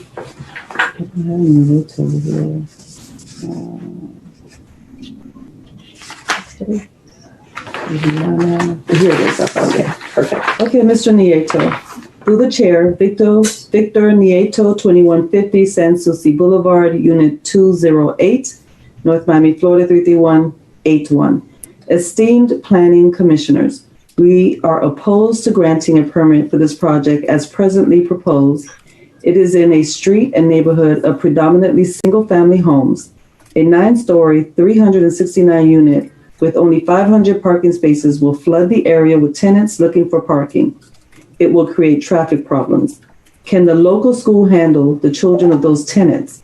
We say that the 1155 NOMI development should not be approved with a radical design to blend in much better with our neighborhood. The Planning Commission must decide whether to recommend to the City Council to approve or deny a permit for the current design. Hence, it is in your hands to ask for significantly scaled down project. We want no higher than 3-story apartments along Northeast 127th Street, not a parking garage. A huge parking garage in the backs of an 8-story buildings, 63 feet from single-family homes. The developers must provide enough on-site parking for their tenants instead of trying to claim a 15% reduction in parking spaces based on a flawed parking study. We also don't want on-street perimeter parking on Northeast 127th Street. Thank you, Victor Nieto. I'm not sure if you want me to share your phone number, but it's on here. Yeah. 646-508-9883. Thank you very much, Mr. Nino. Thank you for your comments, sir. Okay, next up online, I see Sarah McDivitt. Is that correct, Sarah? Do you wish to speak on this, or did you have a comment that you submitted earlier? I'd love to speak if you wouldn't mind. All right, Stephanie, I'm going to go ahead and recognize Sarah McDivitt. Please give your name and address, please. She previously sworn in. Yes. Yes. She did swear in, I remember.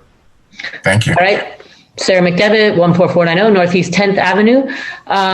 Really exciting project. I'm on DAPAC with Sebastian, and for quite some time we've been working on making sure that we draw attractive development to our transit area.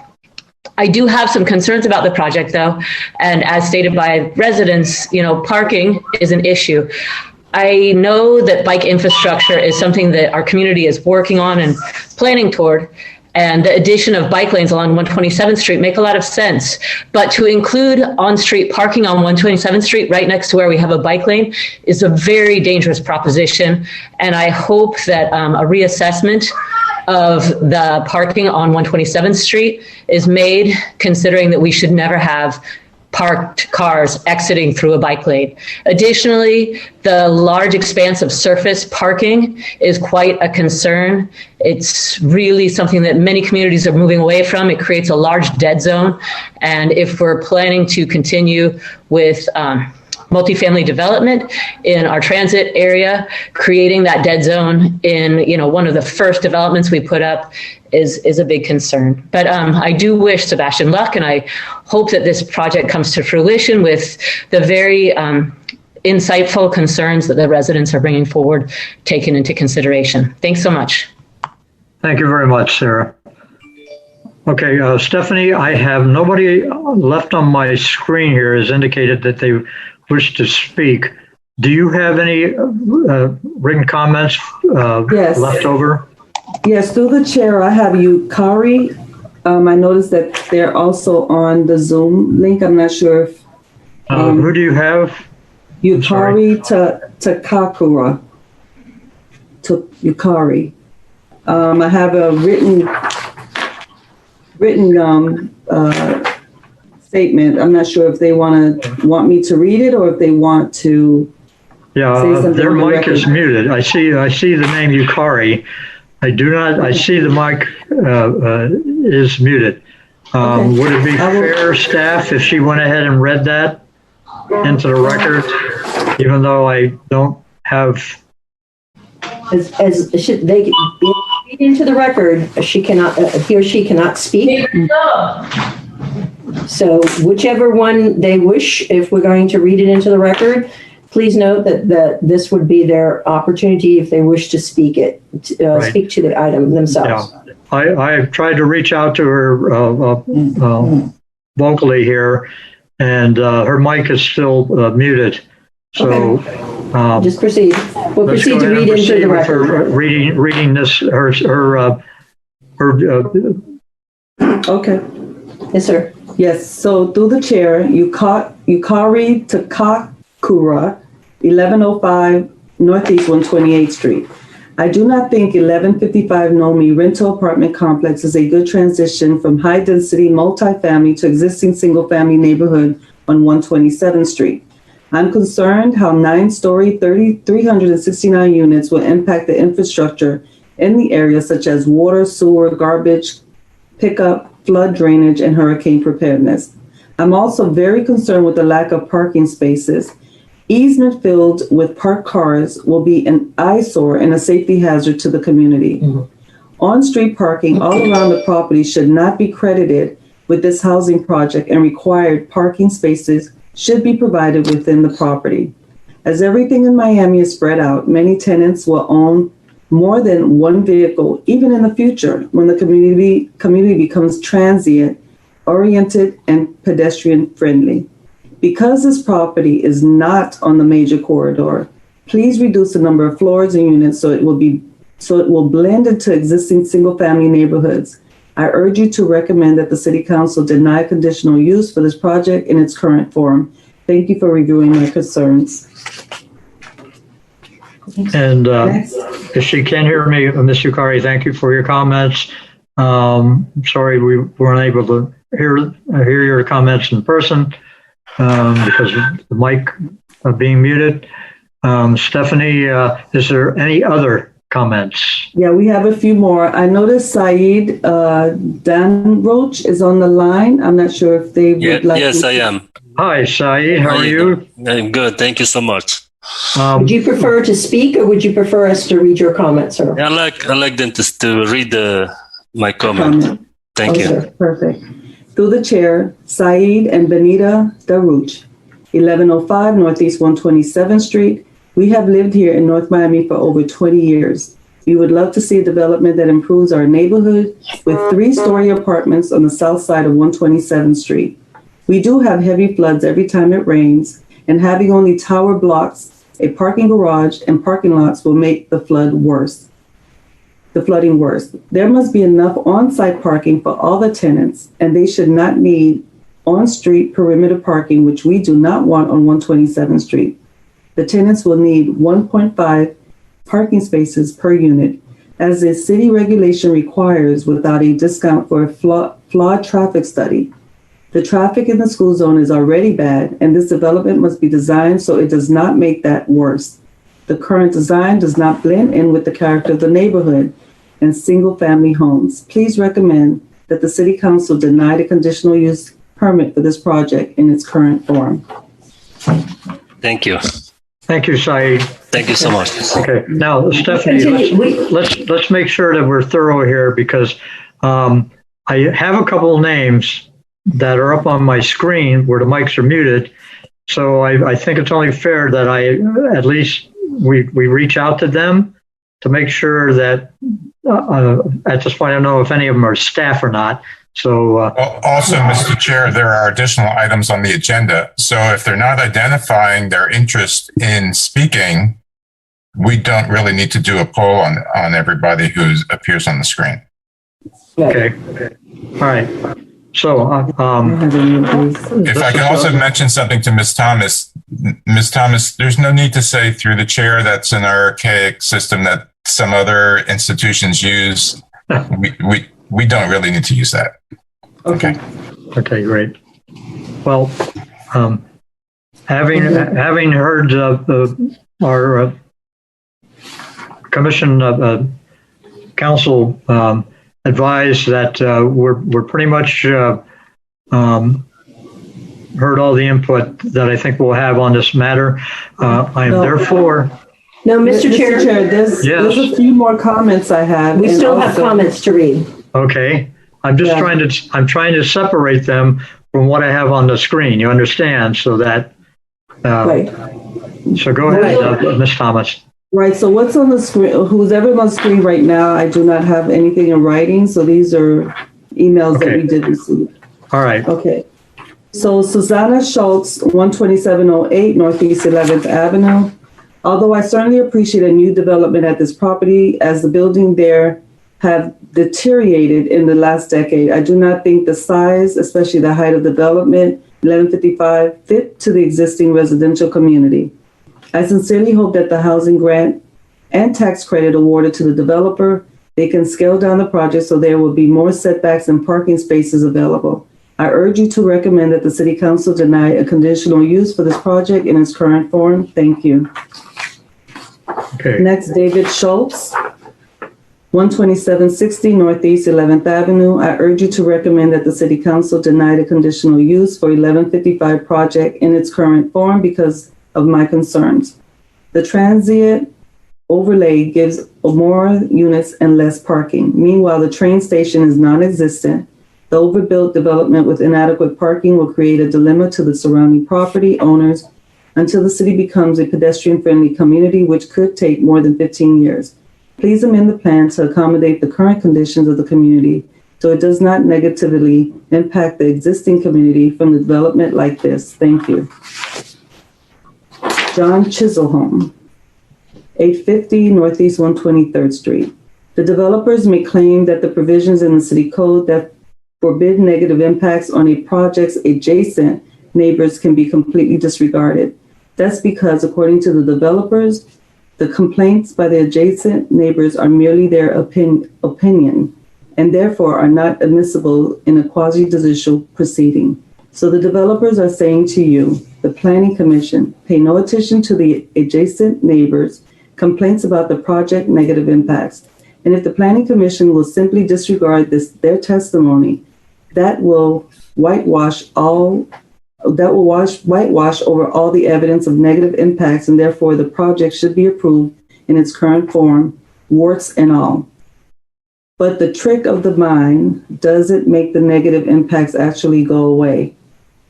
An adjacent neighbor looking out his living room window or opening his front door to find a giant building looming over his little one-story single-family house is definitely a negative impact. An adjacent neighbor finding the swale in front of his single-family house constantly packed with cars because the new development didn't provide enough parking is definitely a negative impact.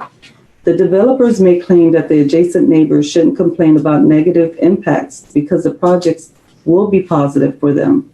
The new project might make their property more valuable for future development, and that would mean that they might make more money when they sell their houses to their future developers. In essence, they're saying that even though the project will diminish the livability of their house as a place to be their home, the project will increase the value of the land as a place for developers to build future projects.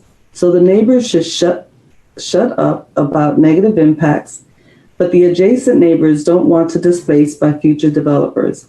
They want to continue to live in North Miami, and they don't want the livability of their homes to be so severely diminished as will be done by this project in its current form.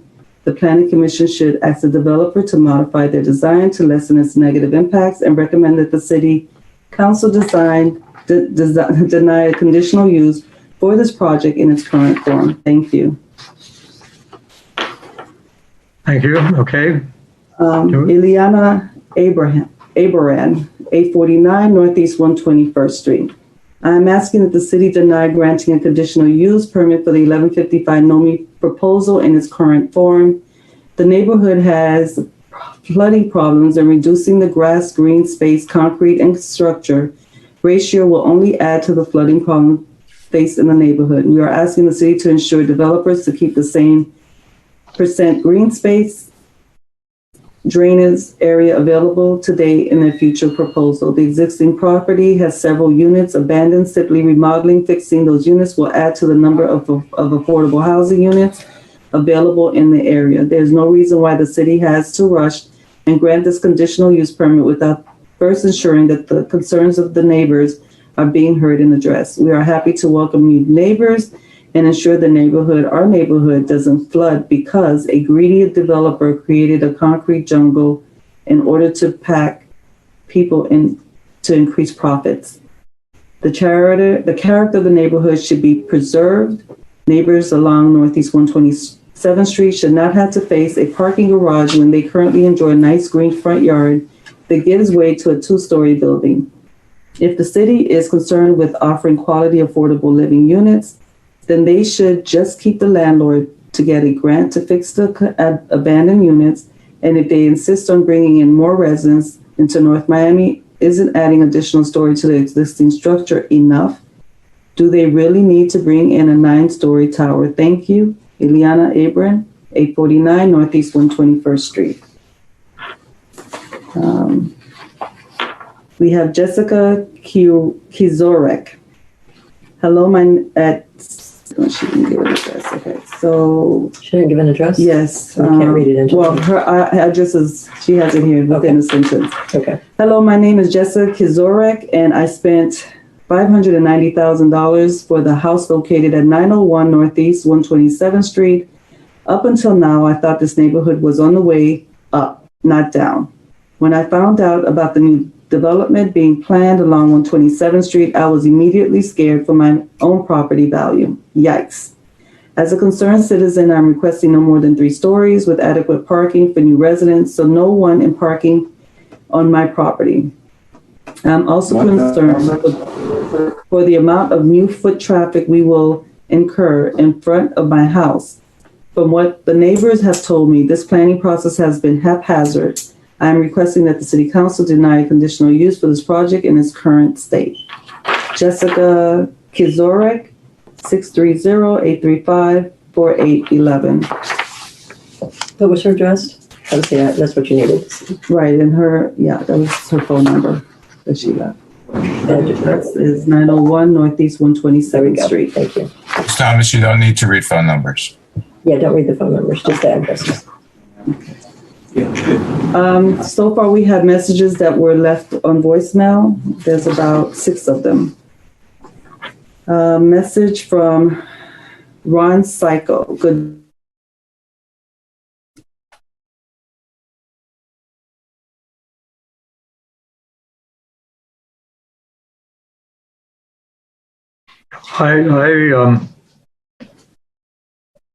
Unless they've been sworn in, Mr. Held, these late comments coming in, I know this has always been a subject that I needed to get clarification on from you because.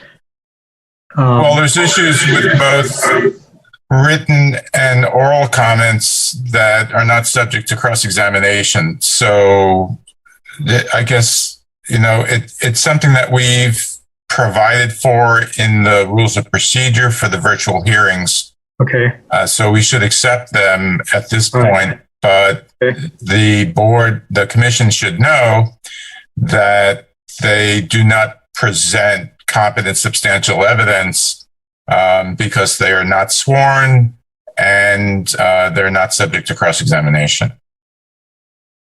Correct. Okay.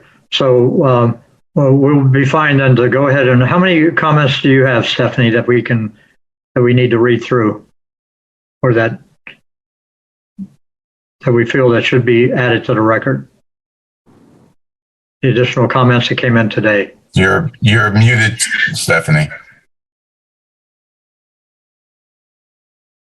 Yes, sir. Yes, it should be. The chats that I see are from people that have already talked.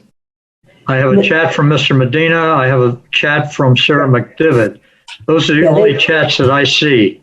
Now, we have additional comments, sir, that we want to read into the record. All right, that go were ahead, received. ma'am. Yes, sir. So we have 5 more that we'd like to make sure are read into the record. All right, very good. Go ahead.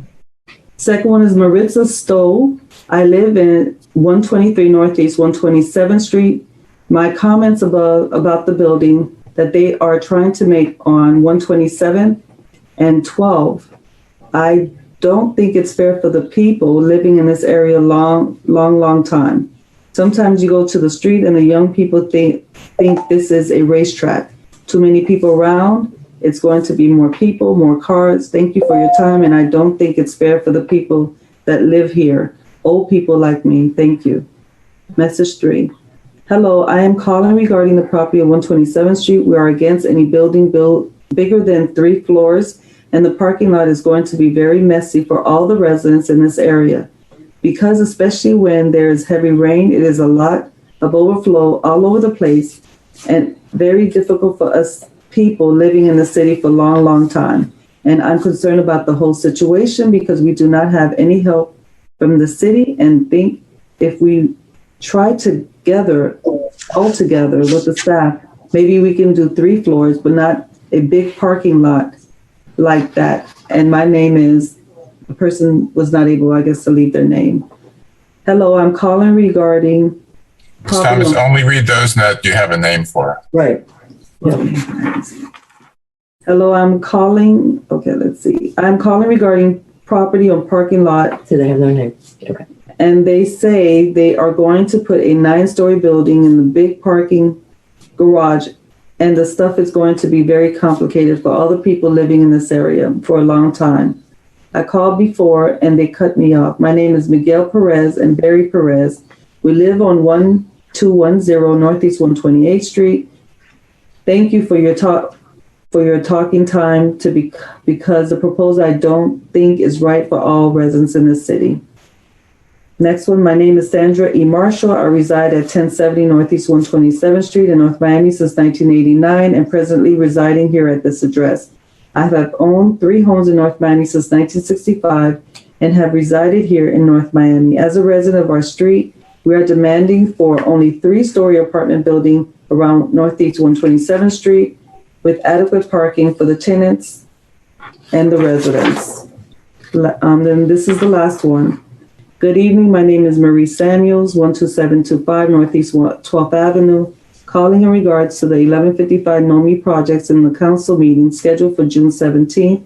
Today is June 16th. My comment is we want no higher than 3 stories around 127th Street. The developers must provide enough on-site parking for their tenants. The city is rushing this project through the midst of a pandemic with no personal input in meetings. Please, I must mention that we are concerned about the oversized development. That's it. Mr. Chair, I did notice there were 2 chats on the Zoom call, but I'm unable to see them since we had a glitch in the internet and we had to come back in. Yeah, I'm looking at the chats, and one was from Sarah McDivitt. Another one just commenting about asking for the audio to be tuned up. That's the only thing I see on my chat file. Mr. Chair. Yes, sir. Mr. Held.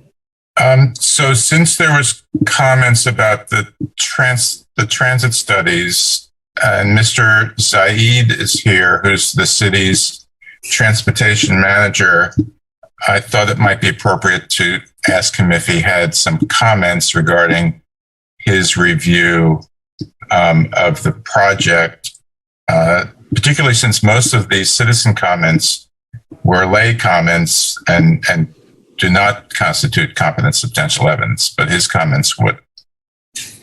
Thank you. Yes. And also, Mr. Held, I believe there was a request from the petitioner to present a rebuttal. Yes,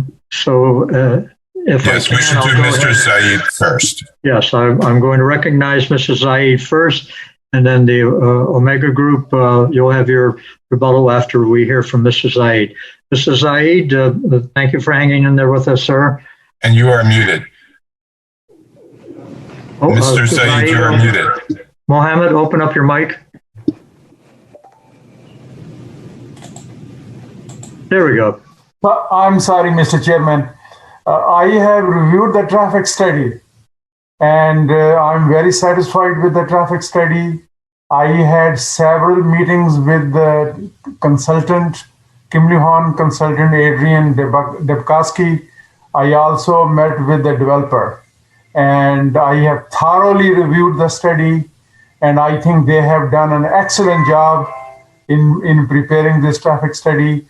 I have over 35 years of experience all over the United States in different municipalities and federal government and state government positions, and they have done more than what they were required to do.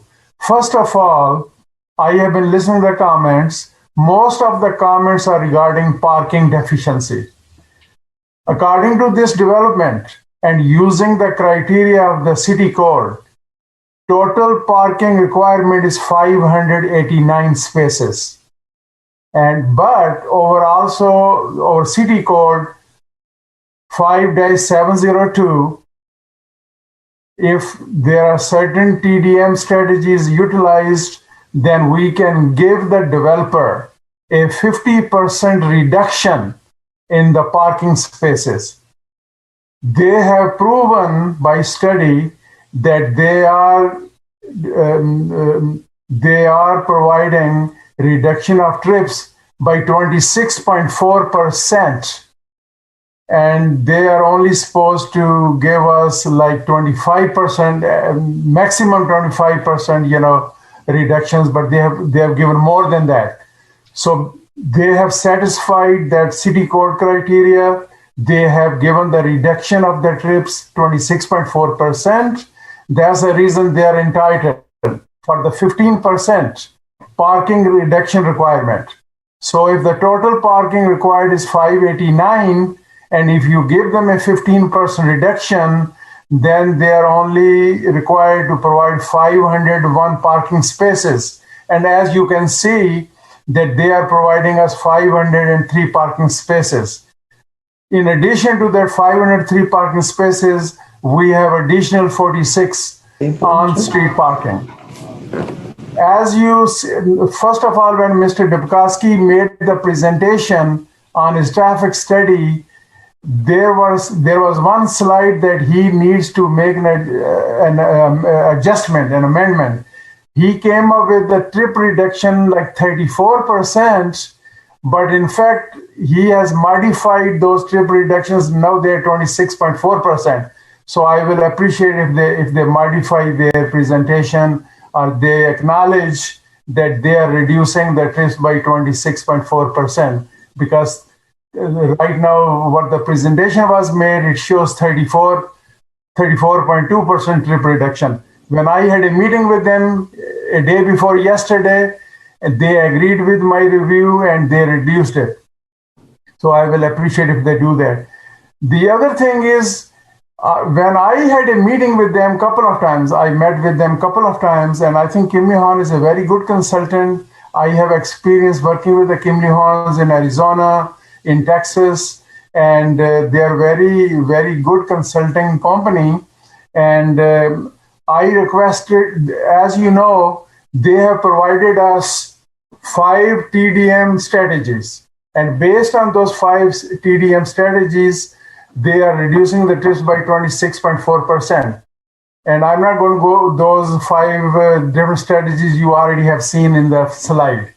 The other thing is there are certain things they have done, and I think they have not mentioned that, which I really appreciate that. And they were not supposed to do that actually. They are providing a sidewalk, 6 feet sidewalk on Northeast 126th Street, 127th Street, 12th Avenue and 11th Avenue. They were not required to do that, but I convinced them to provide the 6 feet sidewalk, and they agreed. Also, 4-way stop sign, and I think they mentioned in the slide. They were not supposed to provide us any stop sign, but they agreed to provide the stop sign mitigation. Also, Northeast 11th Avenue, they agreed to provide speed sign. And they also mentioned that in the study. So for the sake of the time, and you have more items, I'm very satisfied with the study. I have no issue with the study. It is a very conservative study. To tell you the truth, and to be honest with you, actually they're reducing more trips than 26.4%. But they have been kind enough to agree that they are only reducing 26.4. Also in the future, as you know, that people will be working from home, remote working. A lot of companies will be still using their employee to work as a remote employee. So once a person is working remote, they are reducing their trips on the street system because they're working from home. And none of these studies and all the studies which people have been doing nowadays, they don't use that factor of remote working in the future. Also, a lot of people have been talking about that the Kimley Horn used San Mateo County, a traffic TDM factor, because in South Florida, we do not have any TDM factors established. In the future, I think we will have our own factors. I'm a member of the technical committee of the Dade County MPO, and I will request to the Dade County MPO that we should develop our own TDM trip reduction factors so that we can use that. But I'm comfortable using the San Mateo County factor because the climate is similar, and when the standards are developed by the United States government, like ITE trip generation rates, they are used all over the country, whether it is in New York or California. A single family development unit generates 10 trips a day. Here in South Florida, we use that standard. In California, they use that standard. The whole United States use the standard of trip generation rate of the single family unit, 10 trips per unit. And for the multimodal, it's like 6 trips per unit. So I have no problem at all utilizing San Mateo County factor because those were the factors available to us. They were the factors available to the Kimley-Horn. So in my view, they have done a good job, and I agree with the report. And for the sake of the time, I finished my presentation, but if somebody has any question, I'm more than willing to respond. Thank you, Mohammed. Gentlemen, I now let you have a few moments of rebuttal from what you, if you wish to speak further. Yes, thank you. And I'll be very brief. I want to thank everybody for their comments. Like I mentioned earlier, it's hard to please everybody. I don't think anybody's comments are against the developers. They're against the code that is allowed. Like the attorney said, we need competent, substantial evidence. We've done everything at every stage of this game and then some to be the gold standard for developers. Okay. I am a local resident. I sympathize with the residents being afraid because sometimes change is scary, and I can understand that. But, in regards to the flooding, guys, we're in Florida. We flood. Okay. But that being said, our studies, okay, we have to hold all our waters in, okay, into our own drainage systems. We are maintaining the green space. Okay. We've done enormous sacrifices, things that we do not have to do. If cars speed, it's not the developer's fault. It's cars that are speeding. But, I want to talk about the parking. It's as per the North Miami Building Code, and we are following that to a T. Aside from that, we don't have to provide the surrounding parking around the project. We feel that it's for better urban planning. So it's almost like they're talking at both sides of their mouth because they're like, well, there's not enough parking. Well, here we go. Here's an additional 46 spots that we're not using in our parking count. But right now, if you drive by that property on a day-to-day basis, cars are parking all over the swales regardless. So we're here to clean up. We're here to improve. We're here to, bring the best possible project to North Miami. And like I said, I've been here for a long time studying. I will continue to bring hopefully great projects to the city of North Miami. And our traffic studies are not flawed. We hire the best people that we can find in the industry to provide us this. So with that said, I think that our rebuttal is finished. If you guys have any questions for any of our consultants, they're here to answer your questions. But we thank you very much for your time. Thank you very much. Okay, at this point, I'm closing the public hearing, and we will open up the item to the commission discussion. So I declare the public hearing now closed. All right, gentlemen, we've heard a lot this afternoon, a lot of input. I know it's a lot on our table here to try to remember everything, all the comments that were made. We've heard the presentation, and I now go ahead and open the floor to each one of our commissioners to make a comment. Let me start with Dr. Besson. Dr. Besson, you have the floor. Yes. Let me ask you a question.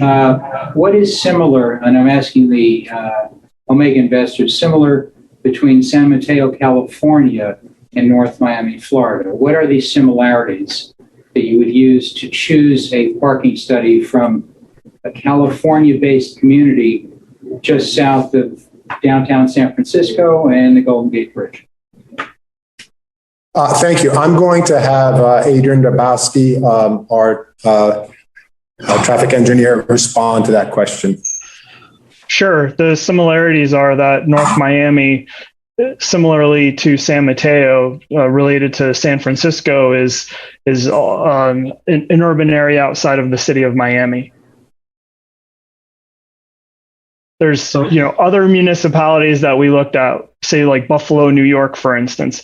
Buffalo really isn't applicable to North Miami at all. So it's about finding comparables that work. Unfortunately, the city of North Miami does not have transportation demand management specific trip reduction factors, nor does Miami-Dade County, nor does any municipality in the state of Florida. This is a relatively new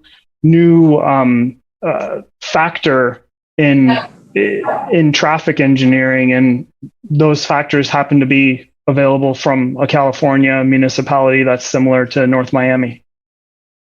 Again, what makes it similar other than it's close to a major downtown hub, such as San Francisco? I've been through San Mateo, California. I've been through San Francisco, and obviously I've lived here for 40 odd years. What is the similarity other than a proximity similarity? When you look at some of the demographic information provided for both, those are similar. The scale is relatively similar.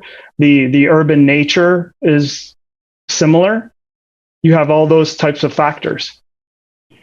What about California? California has a little different mindset from what I've seen, just personally, and I'm not an expert in traffic control or mitigation of parking spaces, but how do we know that people are going to ride their bicycle to work? Where are these people that are going to rent these units going to work? Was there any study done about that? Well, the whole point of transportation demand management is to reduce the reliance of automobile traffic and entice residents to use other modes of transportation. And the only way you're ever going to get that is if you provide the incentives and the infrastructure to make those modes more attractive. Otherwise, we're going to just be stuck, everyone driving in their individual car. So we have to make this paradigm shift where we're providing that infrastructure. It starts with the development level, and then it goes into a bicycle network. It goes into a transit network. You have to feed into it. So we have to start somewhere, and these are those steps to get there. Yes, but would that be at the inconvenience of the surrounding community? How would it be at the inconvenience of the community? Right now, if you look at the bicycle data that's pointed out by the opposition to this project, no one's riding their bikes. That's because that infrastructure isn't there. You have to implement it. You have to make the infrastructure more bicycle and pedestrian friendly in order to get people to use it. It's the same with transit. If you don't build the transit, no one's going to use transit because it's not there. You have to make those steps and make that dedicated decision to do it, and the city is doing it by allowing a parking reduction in order, if you implement these types of transportation demand management strategies. What about this Brightline hub and so on that's supposed to be there? What are the projections for that occurring? Because right now, some of the mass transportation is not available in that area. Well, you have on Biscayne Boulevard, you have the MAX. It's an express bus service. It has headways of 15 minutes or less. I mean, that's very efficient. That's already there. I mean, Brightline right now, they're in talks to have five transit stations for commuter rail service along this corridor. Those stations have not been finalized. And that's all we know about that. But, when Brightline goes and evaluates, if you don't have that multimodal connectivity, then they're going to look for a location that does. So it's all about, again, providing the infrastructure in order to have that paradigm shift in transportation. Adrian, this is Debbie Love, the city planner. Just as an update, the county has started looking at, one of the selections is the 123rd stop at 123rd. And so that is, they've actually started looking and seeking out projects from developers in that area. So we know that it's on the move. And we're pretty excited about that. So we certainly are planning for that and positioning ourselves for the station because it is one of their top numbers that they are proposing. Debbie, also, and Adrian, where does Tri-Rail fit into this? Because I know that they are also looking at wanting to be able to use that corridor in some way, either a work arrangement or however. I know that's an ongoing study as to whether or not they would be able to utilize that, which would also give that an additional mode of transportation. What do we know about that, or how much of that is for real?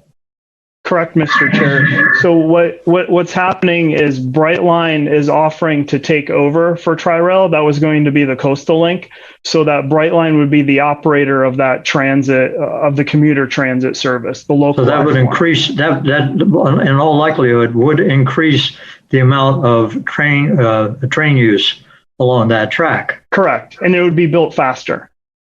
Right. Okay, Mr. Bason, I'm sorry. I just wanted to get a clarification. Sir, you may continue if you have any other questions or comment. No, I'm concluding at this time. Thank you, Doctor. Thank All right, Mike McDermott, can I hear anything from you, sir? Do you have anything you wish to add? Yeah, can you hear me, Charlie? Yes, sir, we can. Okay, a question for staff. Debbie, the 9-story building is allowable under our current code, correct? That is correct, sir. Okay, They're so allowed to go up to 20 stories. right, so they're only doing half of what they could do. That's correct, sir. Okay. And really, our mission here today is to have a CUP in reference to the floating units, correct? That is correct. I mean, everything else, that is, as this project sits, is pretty much already been allowed by the city and under our current code and, ordinances. That's correct. The density is allowable, the extra density through the conditional use permit. That's what we're here for today, is the approval of the extra bonus units that are available and allowable under our code. That's what this hearing's about. Okay, but everything else from the 9 stories to the design to all the other things that I know that people have talked about are already allowable under our current code and ordinances. That is correct, sir. Okay. All right. That's all for now, Charlie. Thank you, Mike. Mr. Clark, good afternoon, sir. I see you way in the back there. Yeah, good afternoon. Staff, can you tell me what the floating number, the totality number of the floating units that we're here to approve? It would be 269 based upon a 369 unit project. They have 100 units currently there between the, I'm sorry, sir. It's to give them 269 units, which is what you'll see the title is. The request is for actually 269 units. So that's what they're looking for, is the additional 269 units. And that 269 has already been factored into the parking space number, correct? Yes, based upon the allowance in our code. Staff would not bring something forward to you, sir, that does not meet our code. Your decision has to be whether or not to approve approve with conditions, or deny, make recommendation of denial to City Council. Thank you. Yes, sir. Thank you, Mr. Clark. Mr. Tonkin, how are you this afternoon, sir? Good. How are you doing? Good.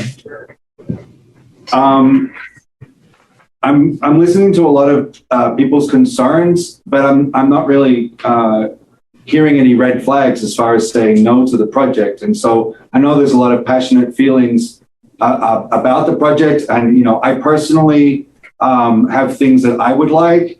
For example, I don't know why the sidewalk has to be 6 feet. I'm concerned about if there's parking where there's a bike lane. And I'm also, not excited about so much of a large area of surface parking. But guess what? It's not my project. And so, everyone has a right to speak. Also, the developer has a right to do what they want with their project. And so, trying to find that fine line is an important thing. But, people are, a lot of what people spoke about is making a lot of assumptions about, about the situation. And I really feel like our city needs this project. I've been on site myself to figure out what trees are over there. And, it's very sketchy and blighted over there. And I think we really do need this project to move forward. So, unless I'm making a mistake in my understanding of things, I think that the parking and all the requirements have been met. Am I not correct? You are correct, sir. Based upon our code, the project meets our code. Right. Okay. Yeah, staff could not bring it before you if it did not meet our code. No, I have no further comment. All right. Thank you, Mr. Tonkin. Mr. Goodwin? Hi. Thank you so much. Sir. Great. Thank you so much. So our city and Mr. Tonkin, Howard, I have to commend you on your comments as well.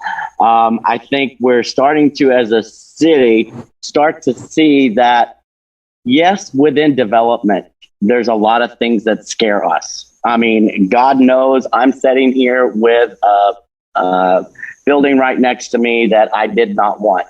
However, we've got to understand that if we push these developers away, we're going to continue to be stuck with all of the plight that we want to rid.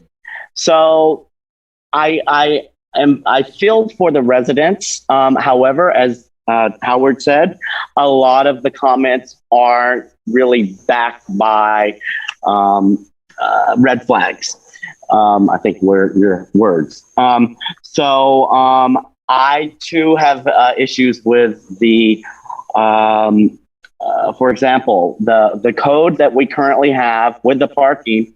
I think we need to take a look at that. I think we need to take a look, and we've discussed this before. We need to take a look at giving these bonus deductions, or these giving these extra parking spaces, deducting them, when we know that we really, no matter what study you look at, if it's from California or Buffalo or Florida, you can never really have too much parking. It's always, you never have enough. So why do we always give these units? Because the developer puts in bicycle racks. Great, they should be putting bicycle racks in anyway, because they put in 12 parking spaces for the hybrid, which, by the way, we need more. I just bought a hybrid and I can't find a place to charge it except for my house. So these are things that the city, we need to do a better job. And I know that the city has, and the developers are working with us. So my, I guess 2 cents worth is the project itself is a phenomenal addition to this city, to that area.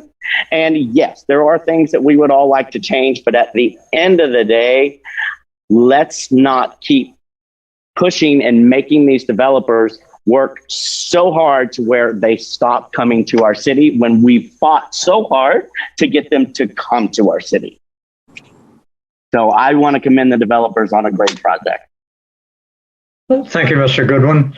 And finally, Mr. H., how are you, sir? Thank you for being willing to be the last one to make a comment, sir, other than myself. Thank you, Charlie. But I know you. First of all, Go ahead, sir.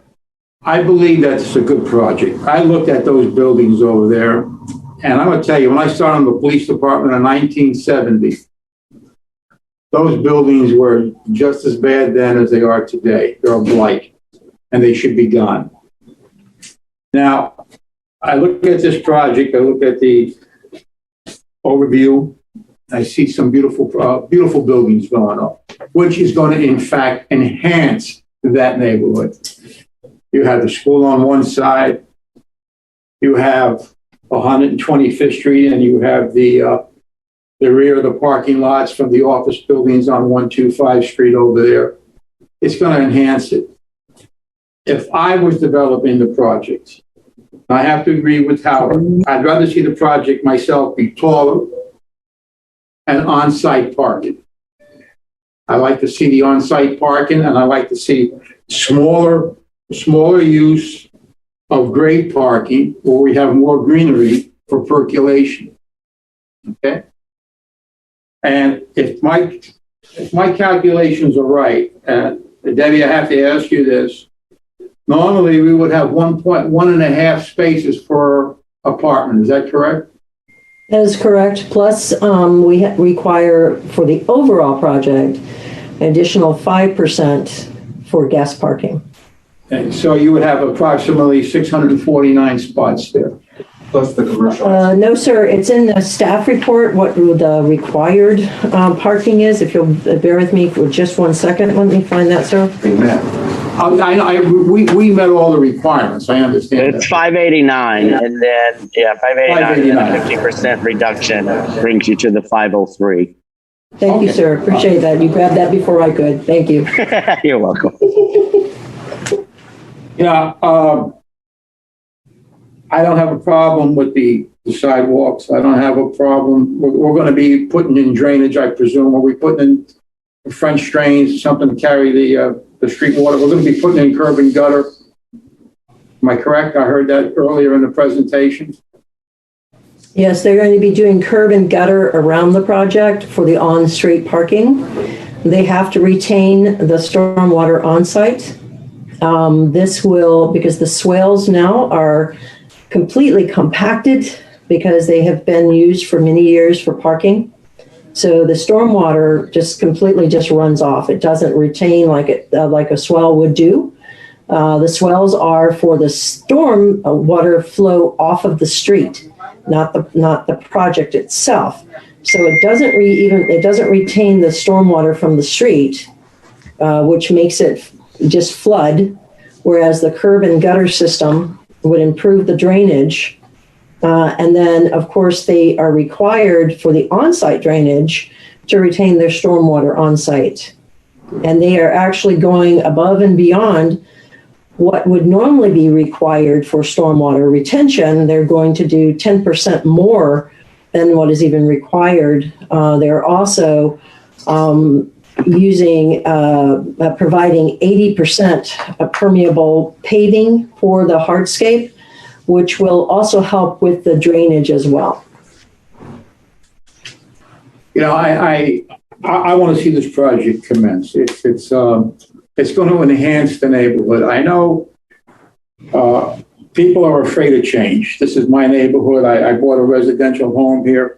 But in fact, I see the exact opposite. I see the property values being enhanced by this project, not being diminished.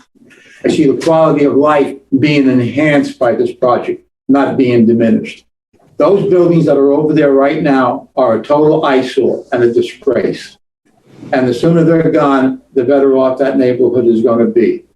You know, I go down to Coral Gables, go to other cities, and I'll see residential on one side and I'll see high rise on the other side. I go up to our sister city here, North Miami Beach. I see beautiful buildings going up over there, quality buildings. Our housing stock, our apartment complexes in this city are disgraceful. They're old, they're beat up. And you know, it's not going to happen maybe in my lifetime, but we have to change the way we're doing business over here. You know, when we talk about bicycles and mass transit, yes, I want to see mass transit. I want to see a station on 123rd Street with the Bright Line. It's definitely needed. But I can't say, let's hold this project up until that happens. It's the here and the now, and the developer is here, and I honestly feel that this is going to be a good project, and I'm going to support it. Thank you. Thank you, Chief. I'm going to sum up real quick, and I thank everybody for their comments, first of all, from the public, and I also thank each one of our commissioners on their comments. Chairman? Yes.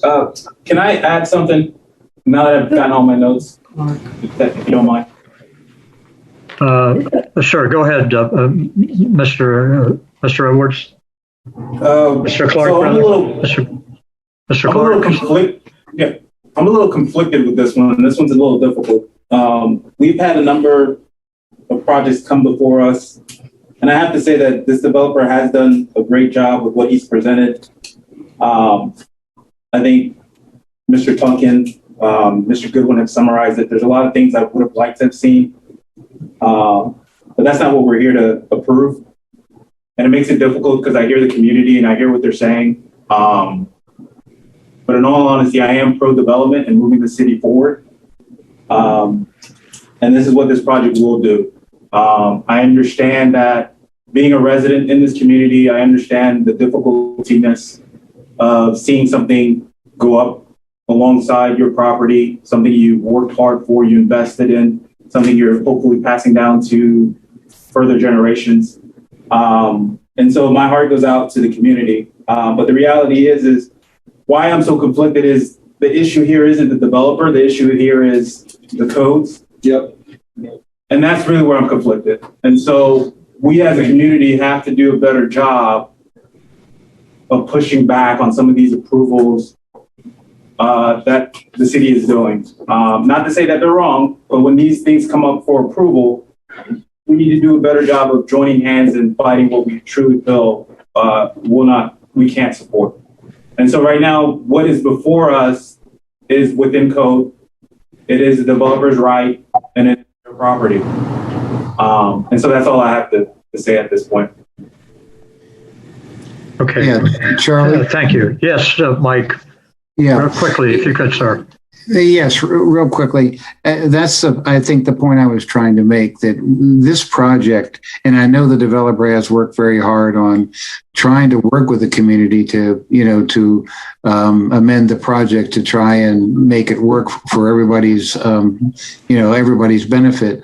But this project has been approved. I know people made issue of the 9 stories, but they could have built 20. So, back to the previous point, that we need to perhaps relook at some of the code. Well, that's probably, you and I know that process very well, and how involved that is, and how long it's involved. Right. I was a part of the Planning Commission that went ahead and approved a lot of the code changes. And so was the city. Everybody was on board with wanting to encourage development. And the reason was because we changed the code to allow developers to bring in projects such as this that would be an enhancement to the neighborhood. So, we can the point 10 years from now. Yeah, the point is that this project either meets the code or exceeds the code. Right. So, yeah. And as it stands, it was well within code. Yeah. So, and I'll just go ahead and I'll summarize. Like I said, I think the message we're sending everybody here is that this planning commission is visionary. We recognize that we can't. Mr. Chair. Please, we need to be. Yes, ma'am. There you go, sir. We just want to make sure everybody did. Sorry, sir. All right. Go ahead, sir. I think, again, the message is that this planning board, as it is now, we recognize that we have to be visionaries. We have to look to what the future is going to change. We're not a bedroom community anymore. We are a part of a large metropolitan complex. People's lifestyles change. Their living ways of living change. We see it in downtown Miami with the people that are moving into those complexes there. They do ride their bikes. They do ride buses. God forbid if anybody in this town ever rides a bus. It's like a social pariah that they would have to ride a bus. I see executives in London riding a bus. I see executives in Washington, D.C. riding a bus. It's a little shuttle bus, but it's not, they're social, they don't become a social pariah because they have to take an alternative means of transportation. I think it's a beginning that people, that's up and coming in this community understands that those ways are changing. And as Mr. Syed pointed out, there are a lot of people working from home now. So your roadways aren't clogged. I just had friends come back from Washington, D.C., our nation's capital. The city was dead on a work day because everybody was home working. And guess what? They may not be going back to those offices. So that's something that, will have certainly have an effect on the way that people move about a city. And this complex is going to be 3 blocks walking distance. God, I hope that's not too hard for too many people to walk to a train from 3 blocks away. But people in other parts of the country do that. So, it's a change of lifestyle. But I think that's the future, and we better start adapting to that and allowing developers to develop a project like this that has the transportation factors involved in how the people are going to live. So on that point, well said, Chair. Mr. Chair? Yes, ma'am. May I make, I just want to point out something to you. The zoning in that area has been in place for since at least 1978 as high density residential. Correct. So these are the areas that you would want your development to go in. But in our code, we have created these transitional standards of 25 feet back and then stepping back depending upon the height of the building. Because we do have single family mixed in with our high density residential, because they were structures that were there and built there. But our code has since changed. And in 1978, like I said, at least since 1978, but those transitional standards are a way of sort of putting some sort of buffering between the single family structures that are not in a single family district. They're actually in a multifamily, high density multifamily district. So to try to find that nice balance, in design to meet the code, at least meet the code, we absolutely make sure that happens. In this case, the developer has taken it now and has gone beyond that. Yes, agreed. In its design. But again, these high density residential neighborhoods have single family homes, all throughout it.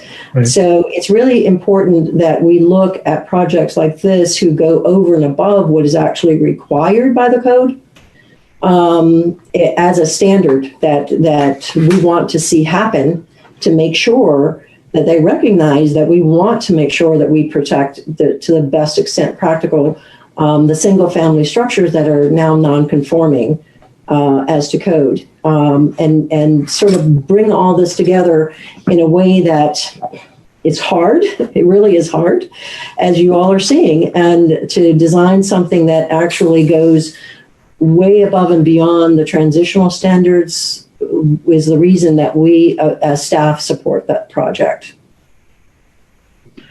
Thank you, Debbie. Yes, sir. Okay, so gentlemen, we have reached a point on PC 1321. I'd like to call for a motion to either I'll make a motion to approve. Okay. I'll second. I'll second, Charlie. And I have Mike. I'll second, Charlie. Mike is seconding. I will do a roll call on this, gentlemen, so that everybody will have a clear understanding because of the way that we have to do this Zoom-wise. So let's start with Mr. Basin. Approved. Mr. Basin is a yes. Mr. Clark. Approved. Mr. Clark is a yes. Mr. McDermott? Yes. Mr. McDermott is a yes. Mr. Tonkin? Yes. Mr. Tonkin is a yes. Mr. Each? Yes. Mr. Each is a yes. And finally, Mr. Goodwin? Approved, yes. And Mr. Goodwin is a yes. And as Chairman Ernst, I also move for approval. So the item moves unanimously to move forward to the City Council. Again, I thank everybody for their input on this. Thank you, everyone and the developers. Good luck, sir, with the City Commission. And we wish you the very best with this project as it moves forward. Thank you very much. Thank you. All right, gentlemen, we've been here for almost 3.5 hours. I'd like to see if we could take a 5-minute recess before we finish out the rest of the items for this afternoon. Staff, may I allow for a 5 minutes, everybody? 5-minute break. 5-minute break. We are adjourned for 5 minutes. My little alarm clock will go off and you'll hear it. Just shot in the eye from immaculate. Oh, shit. Yeah. Yeah. Oh my God. But it's Okay, gentlemen, if you want to kill, there you go. There we go.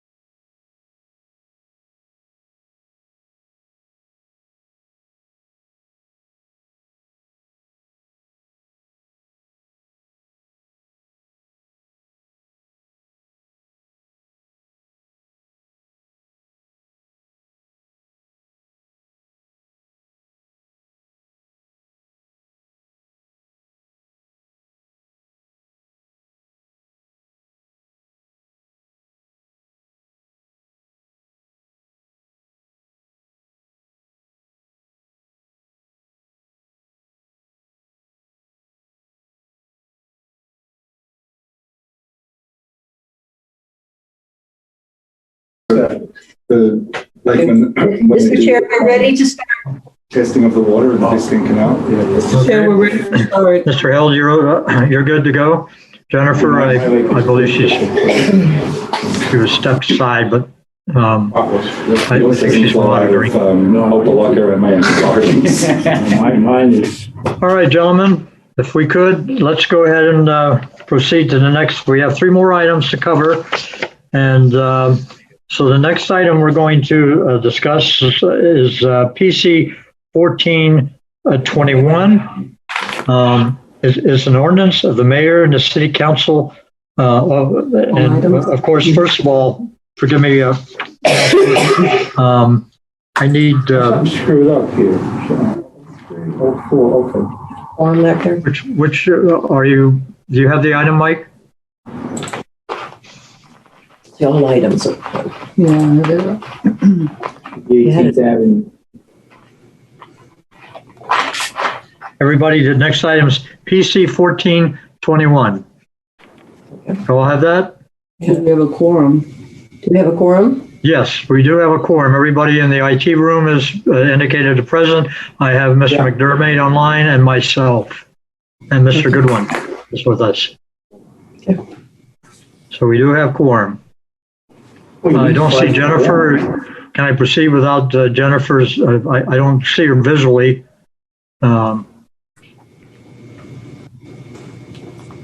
What are woman Julia's doing? Let me see. Can't get out. She probably ran to the ladies' room. Who's that? We need to wait for the city attorney, please. Okay. No. That was for even the 12 times.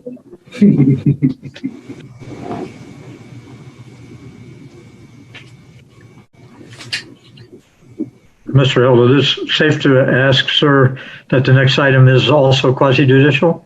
No. No? No, none of the next 3 are quasi-judicial. They're all legislative. All right. I believe. Yes, sir. You're absolutely correct, sir. Very good. Thank you. All right. Let's go ahead and start. Jennifer, you're with us now. I believe we have all staff. We have all commission members. So, PC 1421, an ordinance of the mayor and the city council of the city of North Miami, Florida, providing for a text amendment to chapter 29 of the city of North Miami Code of Ordinance by amending Article 4, Division 2, entitled Zoning Districts, specifically at Section 4-203, modifying dwelling unit sizes for mixed-use projects and establishing maximum unit size for detached accessory dwelling units. Article 5, Division 1, entitled Accessory Uses and Structures, specifically at Section 5-101, entitled Accessory Uses and Structures Permits Required to allow detached accessory dwelling units in the R2 zoning district, and Section 5-102, entitled Accessory Dwelling Units to establish standards for detached accessory dwelling units, and Article 7, entitled Definitions, amending the terms affordable to require identification and publishing of surplus property suitable for affordable housing, providing for repeal, conflicts, severability, correction of Scrivener's errors, codification, and for effective date. Here we have staff report, please. Yes, sir.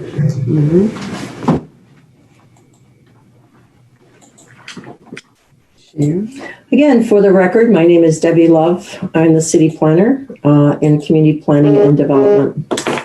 Oh, you started the wrong way. Just keep moving it past. Just keep, there you go. There you go. This item came before you previously, and you asked to continue it to have an opportunity to speak to the sponsor. Next slide, please. So this request is to provide some additional tools in our toolbox to encourage more affordable housing in the city. As you all remember, Councilman Galvin sponsors this particular amendment to the LDRs. It's going to allow for 500 square foot dwelling units as it does within the NRO and PCD and PD districts. So as we do currently in the two transit-oriented districts, the North Miami Transit Station or Overlay District, as well as the Special Development Transit-oriented Development District. It will also amend Article 5, allowing detached accessory dwelling units in the R2 district. There's a maximum of one accessory dwelling unit per lot. Go ahead. And then we are going to be creating a new E that actually establishes the criteria for these type of dwelling units. There's a minimum lot size of 12,500 square feet. This is actually a calculation that goes along with the actual density that's allowed in R2, which is 5.1 dwelling units per acre. So to allow 2 dwelling units on the site, that's why you have the minimum lot size of 12,500 square feet. My apologies. The maximum size of these units is 400 square feet, or 25% of the dwelling unit, whichever is smaller. There are, in what we've proffered before you today, includes design requirements, which add a layer of light. We've got somebody who isn't muted. The design requirements require that the accessory dwelling unit be similar to the primary unit in design and both the color. We have criteria regarding the height and the setback requirements. That's the same as the dwelling unit. And we have, they have to make sure that they have proper drainage, that they meet the parking requirements. There is in the current code a requirement for parking when you have an accessory dwelling unit. Because we do have accessory dwelling units in the city. They are non-conforming. They've been here for years. Some of them could potentially become conforming if they meet our current our code. It also has specifications regarding the utility connections, including whether you connect separately to the sanitary sewer system, or whether you link the primary and the accessory unit together. Depends upon the property owner and their desire. The occupancy restrictions is 2 people per dwelling unit as a maximum. There are noticing requirements to the surrounding neighbors that are in the code. My apologies, sir. I've been talking too much. They will need to get a certificate of use, and if they rent it out, they will need to get a business tax receipt as well. Next slide, please. So what's going to happen? Oh, I didn't update that. My apologies. That is going to go before Planning Commission at their July meeting, and we won't know quite when the second reading will be. That hasn't been scheduled yet. I believe yes, you said council. Yeah, it says May 25th. My apologies, sir. I don't need to be talking this much, so my apologies. So that date is actually going to be in July at their July 13th meeting. And they'll have a second reading. That hasn't been scheduled yet because we have council that is, they only have one meeting in August. So that will probably roll into September.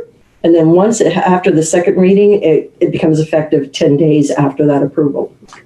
That's it. Okay. Okay. You okay, Debbie?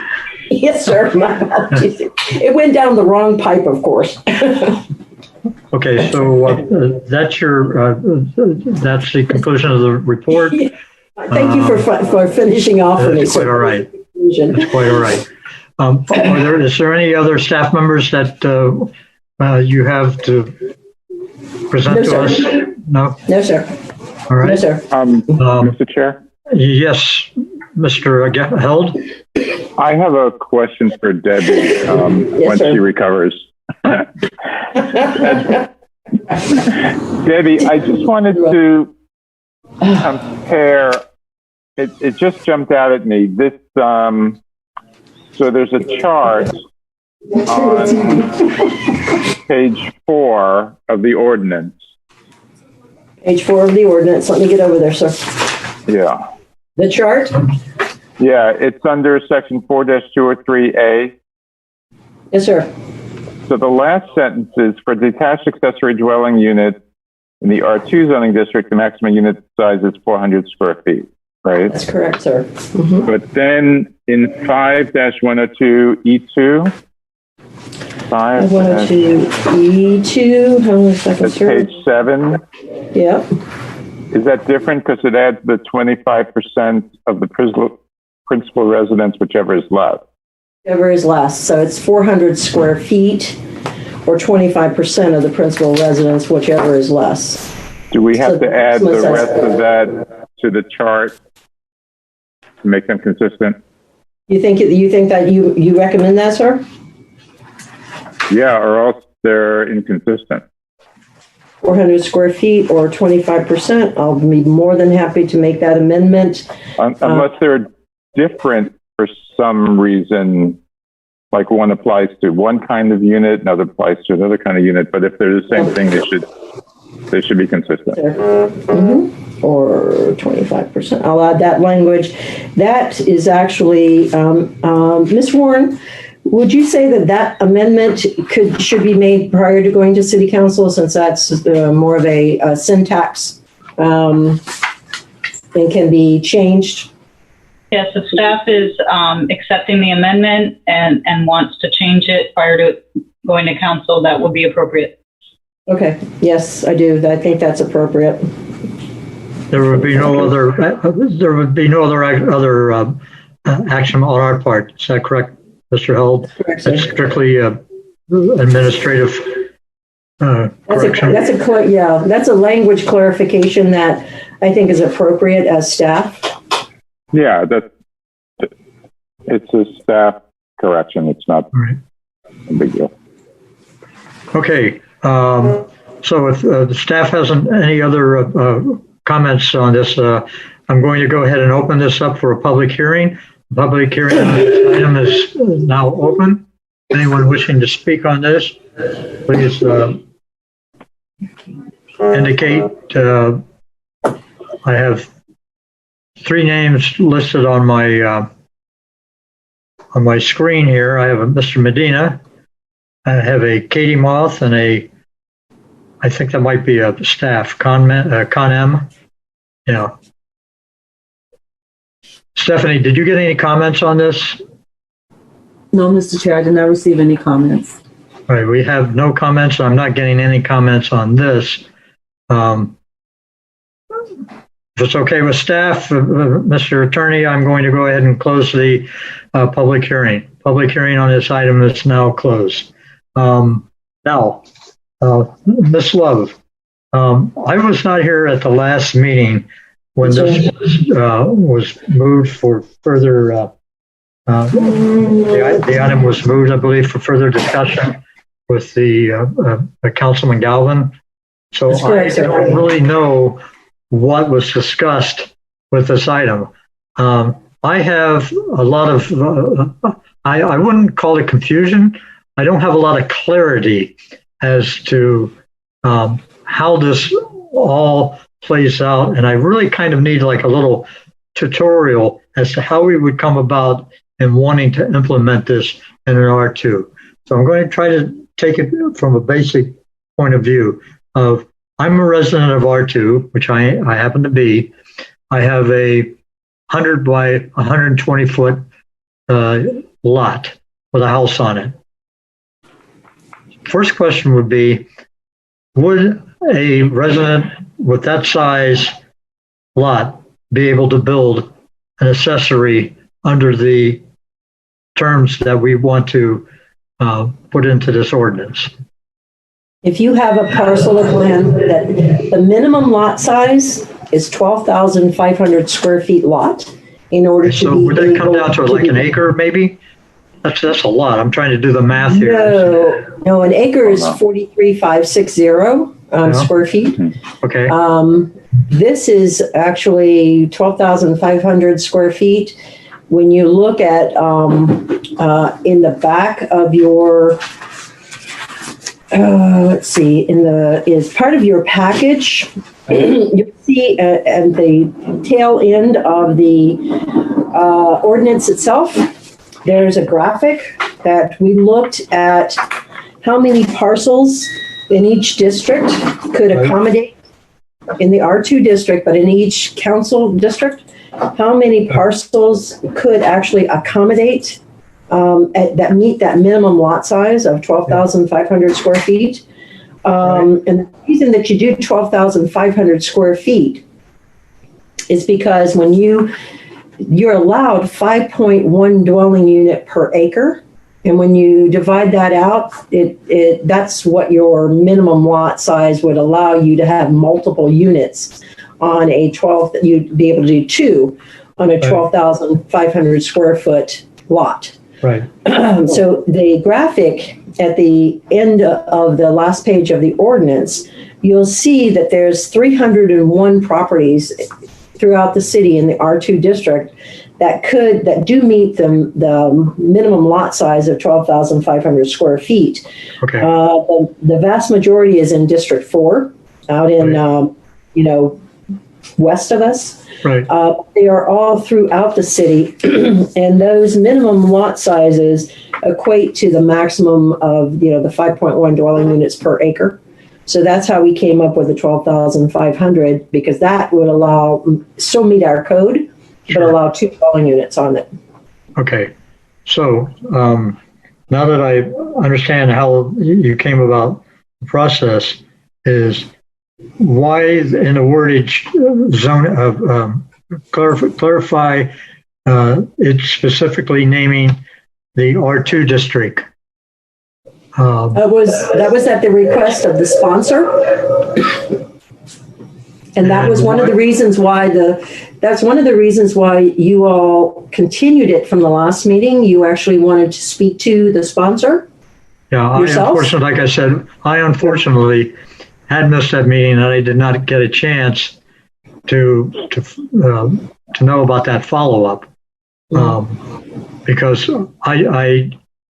I don't know his reasoning behind why he would only say R2 and not R3 or R1.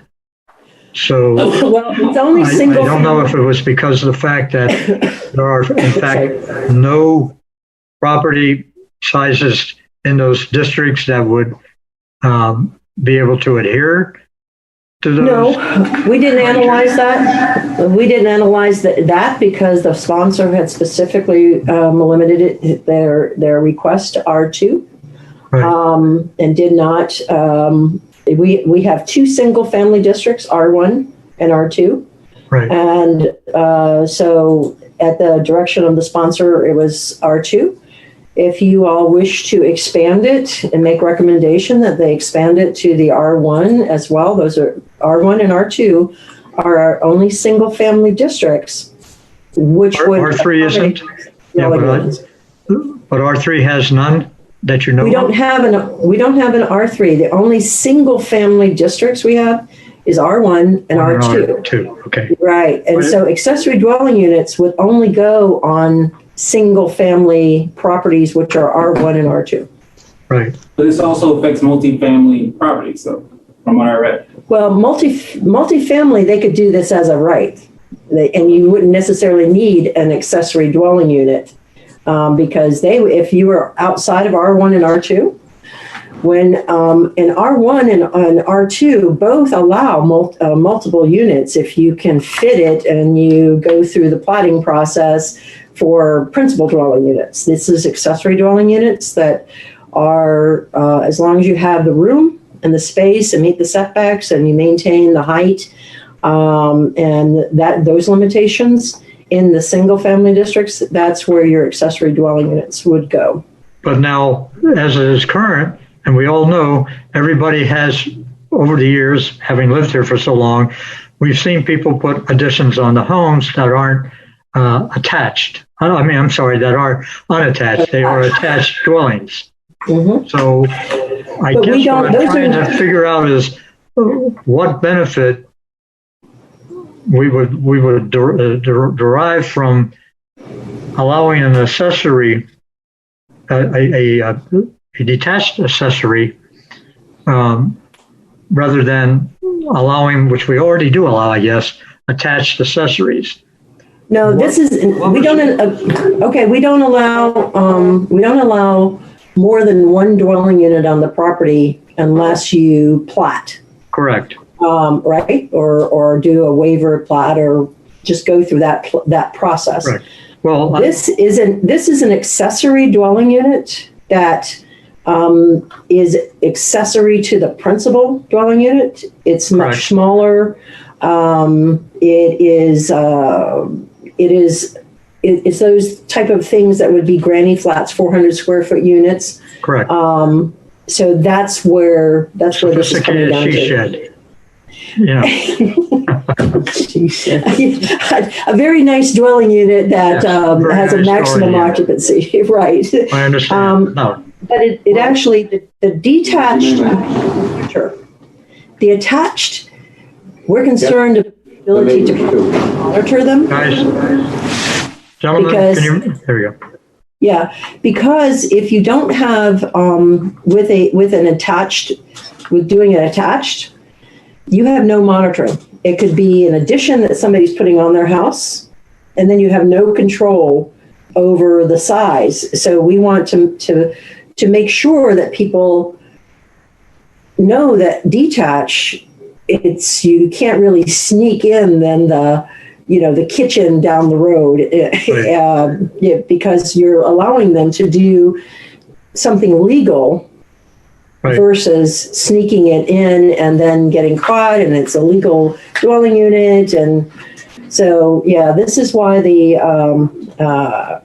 think this is going to be critical to understanding and making your decisions, that this is now going to be a way of allowing these units, if you all agree with it, allowing these units in a way that we can truly monitor them. Let me get back to accessory. Have we changed the rules on accessory structures at all, that people who want to put on the extra bedroom or the playroom, or change their back patio into another room and close it in and everything? That would all fall under code specific guidelines for any kind of a modification on a house, correct? That's correct, because what defines the dwelling unit is the kitchen. Right? You can have a suite, like a mother-in-law's suite, add on to your house. You just can't put a kitchen in there, So what really defines us, and when you look at how we define a dwelling unit, it's the cooking facilities that really define the dwelling unit. Sure. Now, bear in mind, personal prejudice aside, the concept is a good idea. But then again, on the other hand, I think we have to very carefully look at how something like this can be abused by people that will find a way to add density to single family neighborhoods, and all of a sudden we get a proliferation of these little houses in the backyards of people's prime dwellings. And so I understand where Mr. Galvin's coming from, that we need to find ways to control this with regulations and doing it right and making people follow the guidelines. However, I just, I don't know if that's going to work. I really don't. I think, my biggest fear, and you need to convince me otherwise, that people won't take advantage of that situation and find a way to use what was given them to, be able to have their elderly parents stay there, or people and that need a place to stay. All that is fine.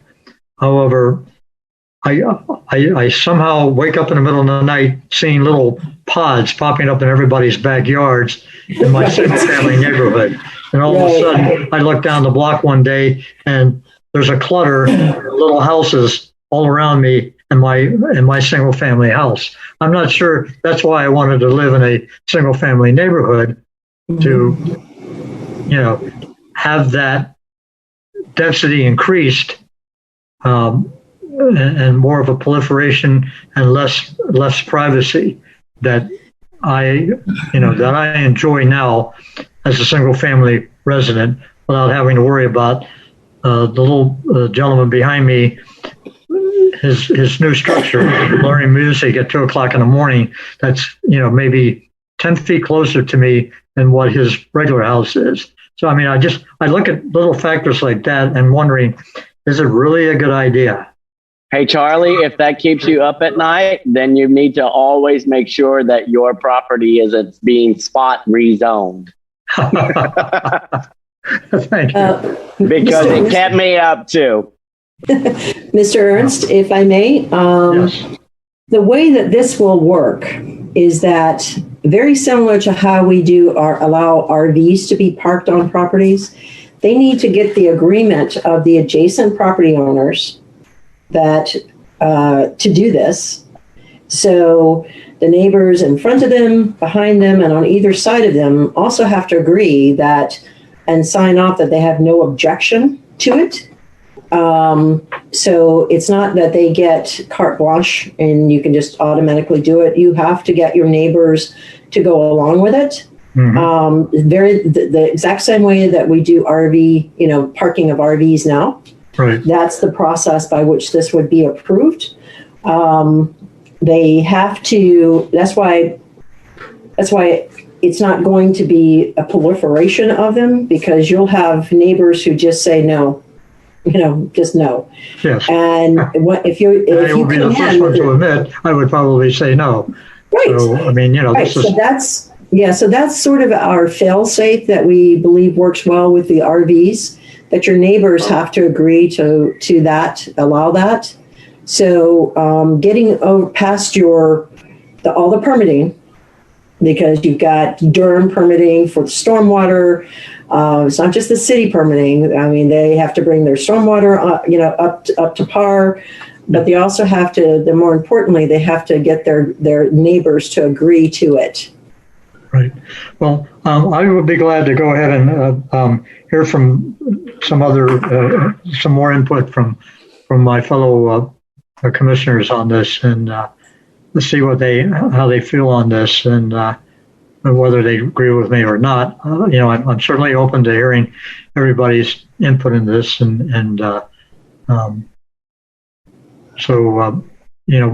Mike, you want to step up first, or does anyone want to jump in here? Any comment? Open your mic. Mike, open your mic. This is some BOA members. This is the planning commission members, right? I can't read.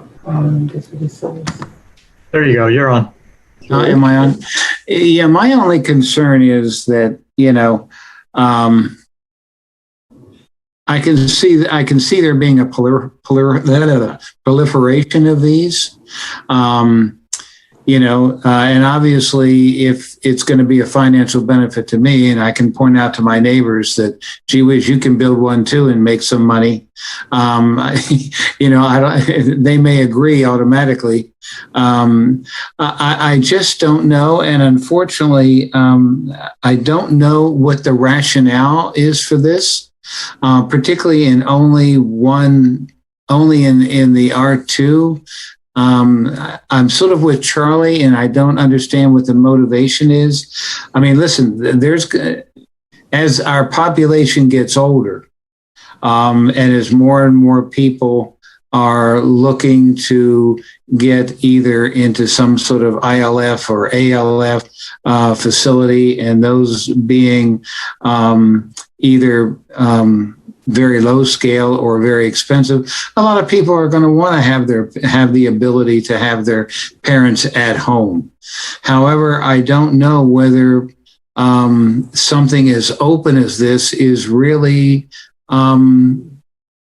if that's the motivation, I don't necessarily think that this is probably the best vehicle to do it. I'm with you, Charlie. I'm looking for more clarification, as to exactly. And my feelings, Mike, also was that fact that, what's good for one residential area should also apply for the other residential areas. If they have the lot size that they are talking about available, it should be citywide. Yeah, Debbie? I think that's why we got caught up the last time, is that it was why, what was the explanation that it's just R2? Why can't it be citywide? Yeah, Debbie. You can't do it city. An accessory dwelling unit would only be appropriate in a single family district. Otherwise, it's a multifamily district and you can do apartments. You can do whatever you want to. Well, R1 is a single family, correct? R1 is a single family and R2 is a single family district. Right. And the sponsor specifically limited it to R2. And I guess the message we're sending back to the sponsor is that we would like to be able to, if R2 was designated, that also R1 would also be designated within this ordinance. Yeah, Debbie, that's my opinion. Yeah, Debbie. Yes, sir. If I may make a point real quick, Mr. McDermott. Sure. There's a minimum lot size difference between R1 and R2. So the calculation would not be the same in R1. It would have to be a different calculation in R1 versus for minimum lot size. In R1, it would be for R2. So I just wanted to make that point to you. But if you all decide to move this forward, you certainly can make a recommendation that it extend to R1 as well, if that is your desire. Well, I think, Debbie, from what the discussion was last time, was that we just don't want a proliferation of units, 400 square foot units that are just going to basically be built for rental income. I mean, the concept of having a small parent or grandparent unit, we understand the motivation for that, and we think it's a wonderful thing. Have you had a chance to look at what the other cities are doing in reference to these, these kinds of facilities? Because I understand what everybody was saying last time, and I think Mr. Each made the point. These could turn into a proliferation of simply rental units, missing the whole concept of what was the intent. I believe the sponsor's intent is to encourage affordable housing in whatever form that is, whether it's senior housing, whether it is a, single mom with a child that meets the income requirements, or it's their abuela that they would actually like to move in and give them, the mother-in-law and father-in-law a spot to be at. So this is not just an in-law quarters concept. This is just basically anybody it's an affordable housing concept rather than just an in-law kind of concept. The concept that, as we understood it from the sponsor, is encouraging affordable housing in all forms, whether that is rental or whether it is simply allowing, your mother-in-law or your grandma to move in. Or you as a property owner could actually downsize, move into the smaller unit and rent out your principal dwelling unit. This allows maximum flexibility many cities are doing this, and actually Florida legislature really encourages communities to allow accessory dwelling units in the single family districts as a form of affordable housing, because they're small units. The criteria that we've placed in there is that you have to be a senior, you have to, be the owner, and if you're the owner and you want to downsize and move into that and rent out your primary structure, do that all day long. So this is really where the legislature made a very good point in the statute, saying that the cost of rental housing has increased steadily, and the cost often exceeds an amount that is affordable to extremely low income, very low income, and moderate income persons, and has resulted in a critical shortage of affordable rentals in many urban areas of the state, which is us. We are also, our affordable housing study showed that we have a major shortage in affordable. If you look on page 3 of your staff report, you'll see that homeowner affordability as well as renter affordability, that we have a shortage when it comes to what they rent for and what people can afford. So this is another tool in the toolbox that the Florida legislature encourages communities to utilize to provide more affordable housing, to provide the ability to downsize as a homeowner and still get rental income and stay in place where you've lived forever, or to rent it out to somebody who meets the qualifications. Okay, Mike, your mic is closed. Open your mic again. So that's a lot of clarification. So basically, this is just an open-ended ability for somebody to provide small rental housing on their particular lot if it meets the minimum size requirement. Minimum size and income criteria or age criteria, or as the owner, you can just move in it yourself and rent your house out to whatever you want to rent it out. But yes, it's really just another affordable tool to encourage affordable housing. Okay, well, that certainly adds clarification for sure. Mr. Milton, are you still on, sir? Your picture went away. Let's go to our IT room. Gentlemen, we haven't forgotten you. Does anybody want to step in this conversation, offer any comment? I had a question. On page 7, we removed the family definition. Sorry, sir. On page 7 of what, sir? Of the staff report. I'm sorry. I don't have a page 7 in my staff report, sir. Of the ordinance. Oh, of the ordinance. I'm sorry, I didn't hear you. Yeah. Page 7 of the ordinance, we removed what, sir? I apologize. In C3. Family and the inclusion of family as part of the allowable residence, I guess. My apologies, sir. I'm not following what you're asking, sir. My apologies. You have a page number of in C3. So, yeah, item 3 on page 7. Item 3, page 7. Oh, under E, sir? Under C. Under C. C. Thank you. Yes, because that, we define that differently. And this is an old ordinance in their Affordable Housing Trust Fund that is no longer applicable, because if you limit and you say and define family, you're really not supposed to define family, because family in this particular one is not applicable to us. Where I have confliction then is if this is affordable housing, we make the assumption that only 2 persons, if you look on page 8 under number 8, occupancy restrictions, we then say only 2 people we cannot exceed 2 people.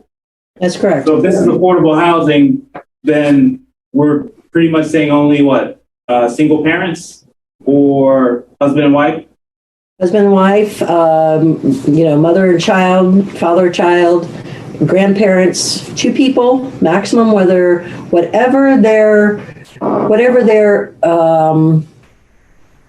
if you want to, you can be a roommate as long as both people actually meet the definition of, meet the income requirements or the age requirement of seniors. So I guess in my head, one of the recommendations I would like to bring before, maybe we take that to 3, saying that potentially as affordable housing, there are families that are 2 parents and a child that don't meet the minimum financial requirements. I think you're getting into multiple family. I'm seeing some conflict with ordinances regarding multiple family, though, with regards to more than 2 people. Right, we can't allow more than, your occupancy is limited to 2 persons at 400 square feet. Otherwise, you have to deal with. What I would also think 400 square feet is pretty bare. I mean, I would think that should be somewhere around 600. But that's just my opinion. I'm not. I hear you. Math to that, but 2 people, 400 square feet. Let me show you, if Mr. Chair, if I may, I want to show, was this Mr. Clark speaking? Yeah. Okay. Mr. Clark pull speaking. the power back up. I want to show you something, Mr. Clark. I want to show you what 400 square feet, go back to the PowerPoint, to the affordable housing one. Yep, I saw the floor plan. There you go, see the floor plan? Yep. Right there. Mm-hmm. And that otherwise you're starting to get, as you get bigger units. Now you're talking about the same size units that you could have as a primary unit. You're trying to keep these as, what's the term I'm trying to use? Subordinate. If we're talking about 2 individuals, but I'm being realistic. If we're talking about 2 individuals, potentially a single mother with a child, there's only 1 bedroom. And that's not always, it's not always the case. That's an example for you. These can be laid out in any fashion that would accommodate, 2 bedrooms. There's no limitation to the number of bedrooms except by what the Florida Building Code limits you to.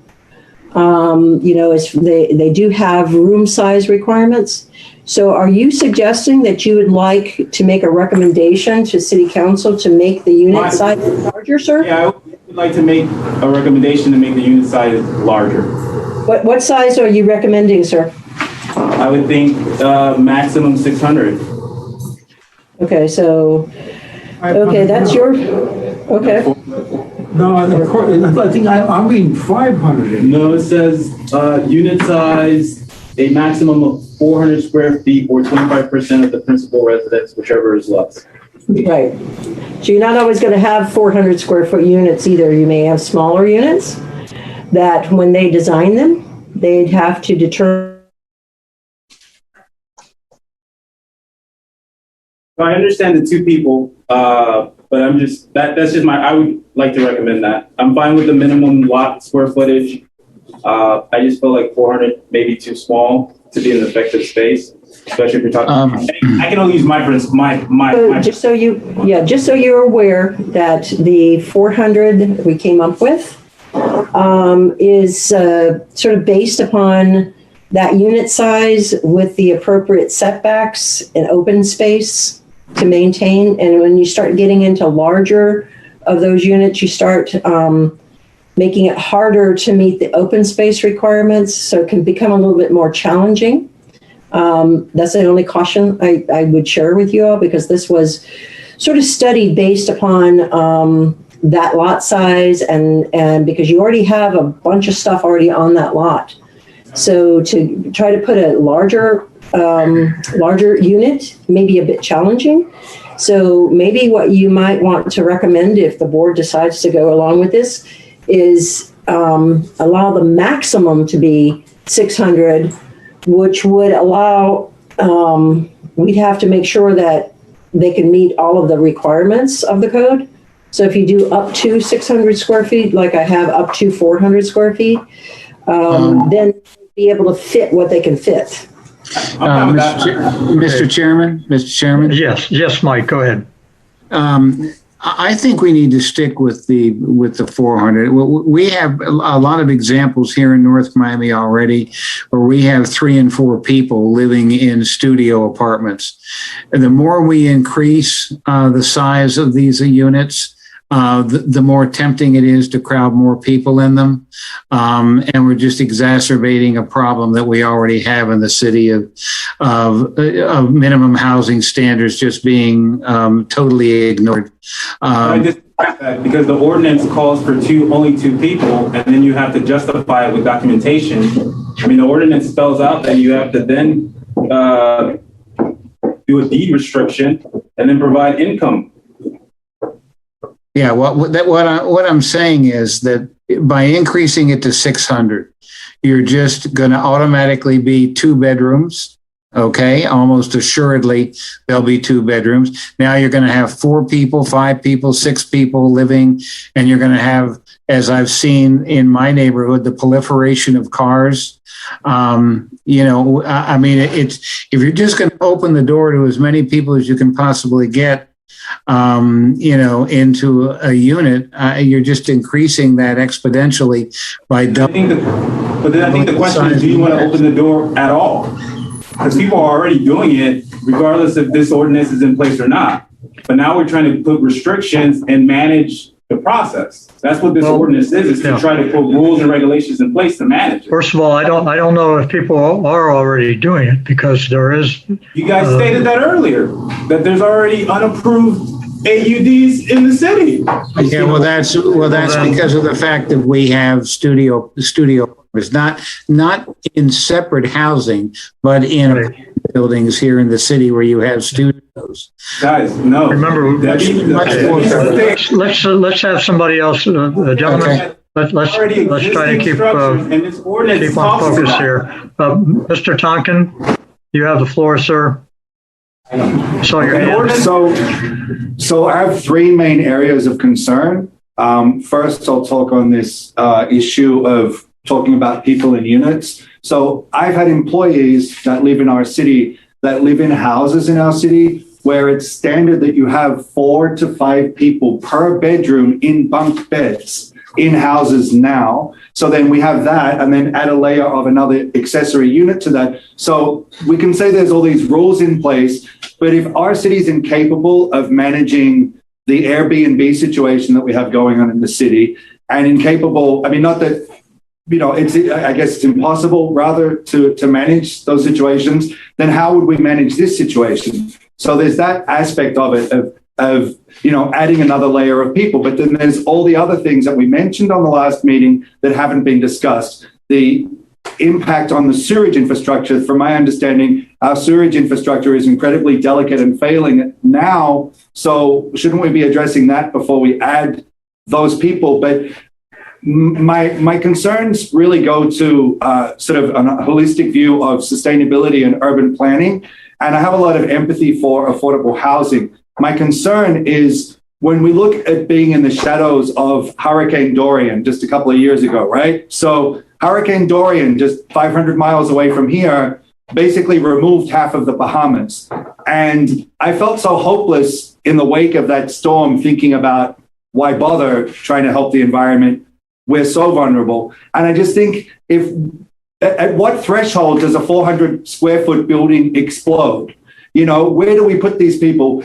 We live in a city with hurricanes, and I just can't believe that we're having a conversation about building these little shacks that are so vulnerable to hurricanes. And you can't say we're going to do, building codes that are up to blah, blah, blah, because Homestead was wiped off the map in Hurricane Andrew, and we're acting like we don't have hurricanes. What percentage of these houses will be built on areas that flood? And then what is the exacerbation of flooding caused by these structures? So it's just people that require affordable housing should be moved from the floodplain off of the ground and into towers where they'll be safe from drowning. We have a large amount of our city that is former tidal estuary, that is formerly Everglades. And those areas are doomed now. It's a lie of omission to not tell those people their houses are doomed. And so adding more inventory on the ground to me is pure insanity, you know, and the previous item that we were discussing about building a tower that is on a high piece of land, that's sensible and including affordable housing there. But this sounds to me like a fourth world evolving thing without control over what's going on. And, you know, it just, I feel like it's going to add a layer of blight to our city where you have, you know, quiet residential neighborhoods. And then you're going to have, you know, bartenders and nightlife people, which I was 15 years ago, coming and going, you know, renting out these units. And it is potentially disruptive. And I don't think people bought single family homes with the idea that then we're going to start slicing it up and letting people build little shacks and so on. And I'm really concerned for the standards of living that people are forced to live in now that is not being enforced in our city, where you have these houses, 15, 20 cars, people crowded into rooms. So there's that issue that's already out of control. And then the idea that these structures are easily corruptible in weather events. And then, so where do those people get evacuated to? And then do we have spaces to evacuate people that need to get evacuated? And I just don't feel like any of this is really being thought about or taken into account. That's it. Thank you. Mr. Milton, if I could hear from you, sir, if you have a comment. Yeah, well, I'm just going to agree to disagree. I think we're making mountains out of molehills. I think that we don't have a lot of these properties that, I mean, again, I don't know, Debbie can tell us, but my only thing is, I say if you own the property, you let's regulate it. Let's if there's room on the property to put a granny flat, and if you want to rent your granny flat out, don't call it a granny flat. Call it a accessory apartment or dwelling unit, whatever. Right. Right. I just think that we should go ahead and allow that, because again, it is happening already. So let's get a handle on it. But let's extend it instead of just saying R2. Let's add it to R1 as well, that these type of structures are allowable, but we have to regulate them. So if Debbie needs to do some numbers to figure out, okay, those lots are smaller in R1 than they are in R2. So therefore you can only have a 300 square foot structure, what have you. But let's keep let's get a handle on it, and the only way we can do that is by setting these new codes. So you know, I'm in favor. I support it this go around. One thing, if Mr. Chair, if I may make a clarification for Mr. Tonkin, he's raised some very good points. We had Public Works analyze the water and sewer capacity to accommodate the additional 301 potential ADUs. We do not anticipate we'll have 301 ADUs, but that would be the maximum number based upon the lot size that could occur. So based upon the 301 potential ADUs, just so you all know, Public Works said we have a lot of capacity. They are slowly replacing some of the piping systems, but overall the capacity, the treatment capacity, we have adequate treatment capacity. We actually have a lot more capacity than even with this and all the potential development in the city. So what they looked at is all the potential development in the city based upon the current code, what's allowable, and then looked at these additional 301 dwelling units to make sure that we had adequate sewer and water capacity. I just wanted to make that, particularly clear. And if you all recommend that it also extends into R1, and you all agree to that, that would be a recommendation that you would move forward to City Council, that it And then what would have to happen if they agree to that is we would have to look at the minimum lot size again, because just to make sure that it's still the same, on par. And then we would analyze how many sites could actually accommodate that in the R1 district. So I just wanted to point that out to you, that we did look at the, and then you also have to remember too, because Mr. Tonkin raised some important points, is to look at the requirements for allowing these units and the occupancy restrictions and the fact that it's deed restricted. So this really allows more our code compliance, because they have to annually recertify these units. So it allows better control, which is one of the reasons why we as staff do not recommend attached dwelling units, these attached ADUs that we have now in the city. We have a handful of them scattered throughout the city, but they're attached and there's no monitoring. There's actually one or two that may be detached, but really there's no monitoring. This actually allows us to monitor the units to make sure occupancy is done, correctly, that they don't exceed the 2. So this gives more teeth than we currently have with those that we have in the city now. And it allows us to not sort of take the, how do I put it to you? To take the temptation out of trying to do it illegally. Is if you can do it legally, the dwelling units have to meet the current building code, which includes a floodplain, which includes a hurricane resistance, and they may do better than the primary dwelling units, because many of these primary dwelling units were developed. As you know, most of our structures are 70 years old. They were actually built before the floodplain regulations came in. Well, any new actually has to probably be, depending on where they are, they may have to be elevated. They would definitely have to meet the Florida Building Code for hurricane, and they may they may hang out before the principal does.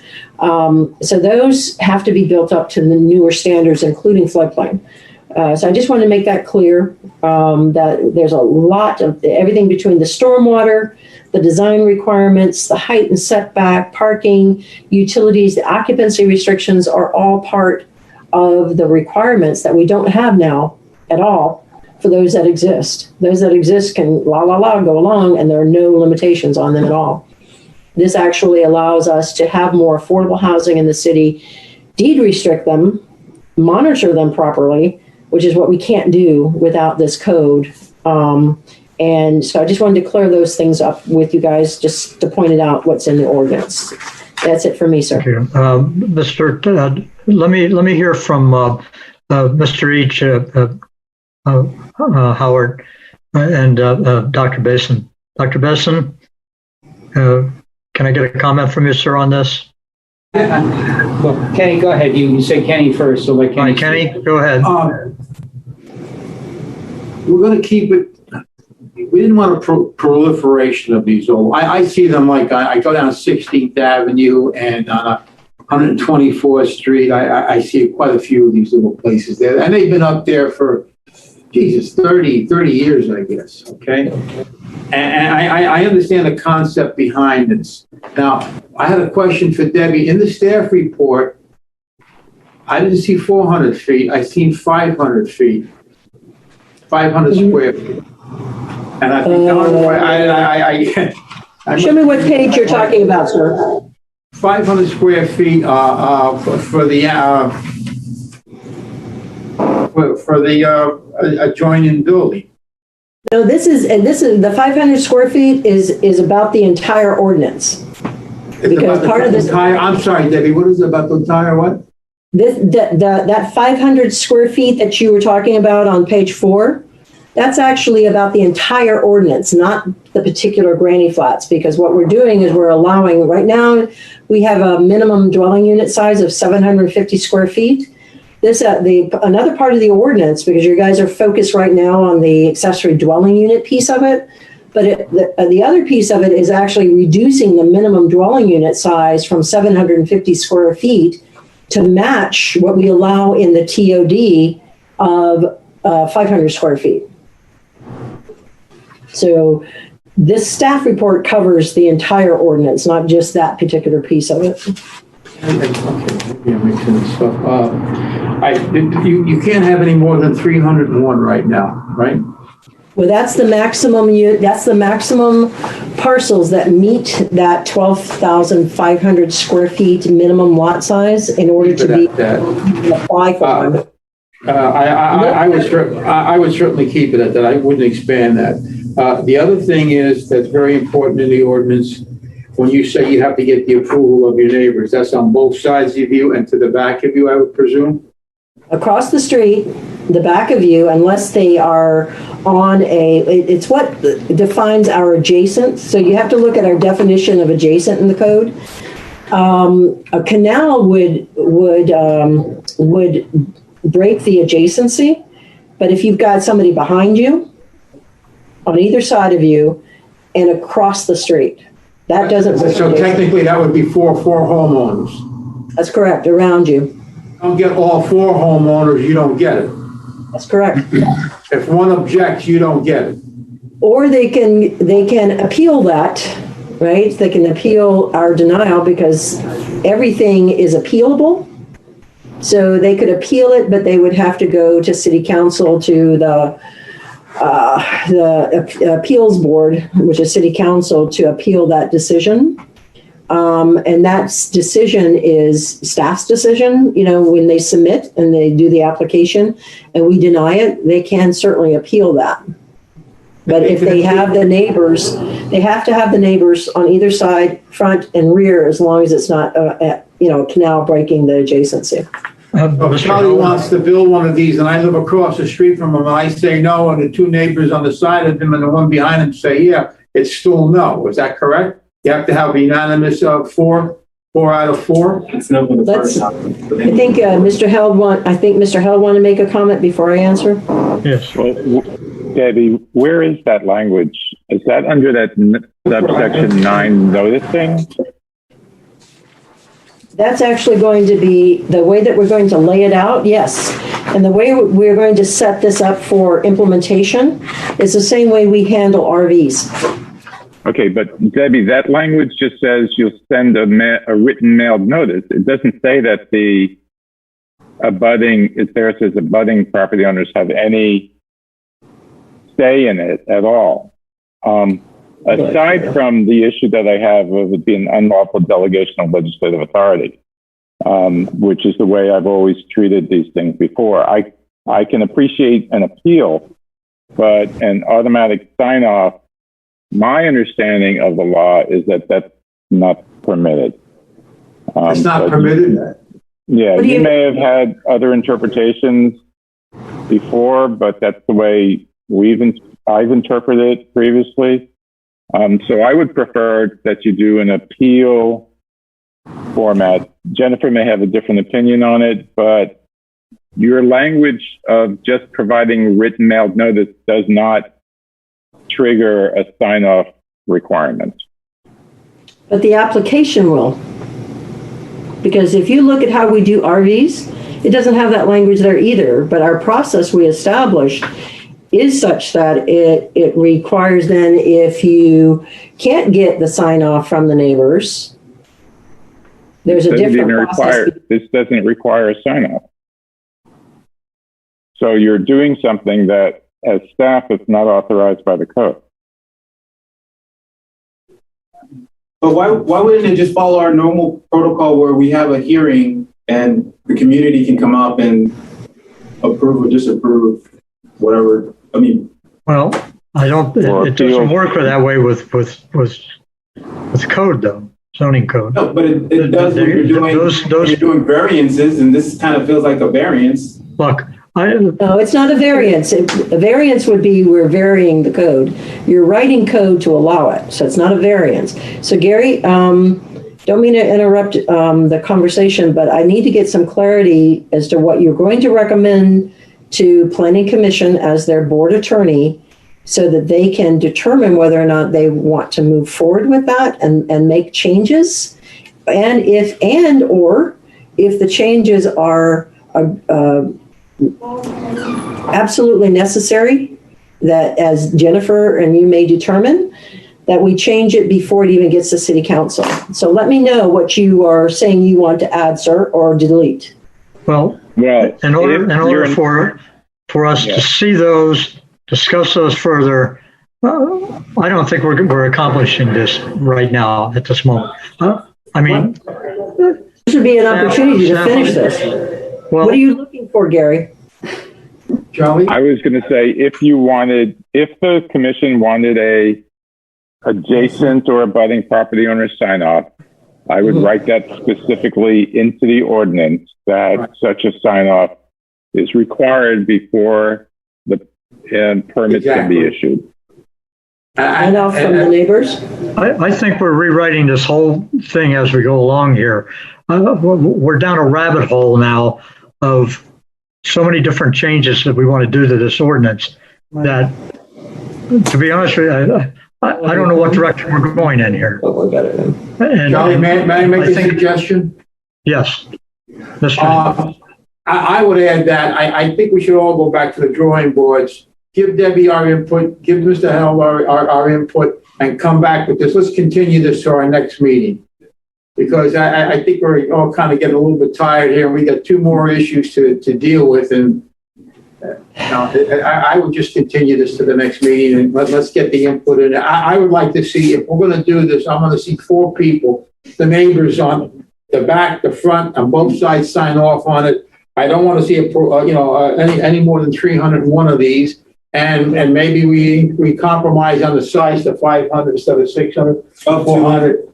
Something like that, where we can get this thing moving. I don't want to make a mountain out of a molehill. I can see the necessity for this, but at the same time, I don't want to see a bunch of these around. I do see some of them now.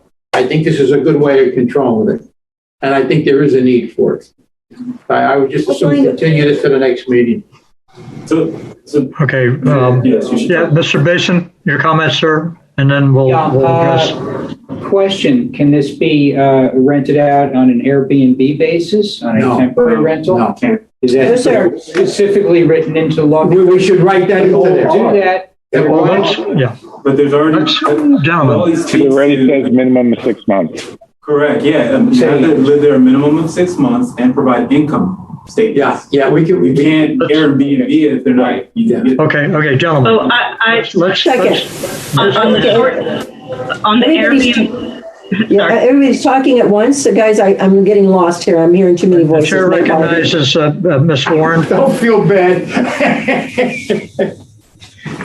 Jennifer. So on the issue of Airbnb, the city already has restrictions on the amount and length of rentals, and we wouldn't want any additional language put into this ordinance that would conflict or be different than that short-term rental language that's already there. And that's already grandfathered in prior to the preemption by the state of Florida on municipalities doing restrictions on short-term rentals. So I would just prefer to defer to what's already in the code and not add any additional language that might contradict what we already have on short-term rentals, specifically targeted towards Airbnb type rentals. And we don't allow Airbnb in single-family districts in the city. It is allowed in multifamily districts, so they can have Airbnb and R4, R5, and R6, but they cannot have Airbnb in R1 and R2. That's one of the other reasons why we put rented or leased, no less than 6 months, which actually follows Florida statute as well.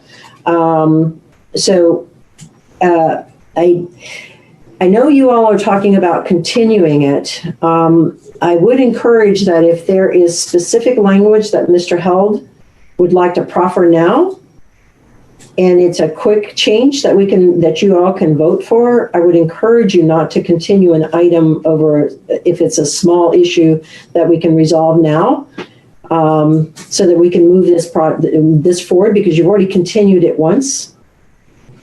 So that's my suggestion, is if there's a way Mr. Held can proffer language, you guys can agree to it, and let's move on with this particular item.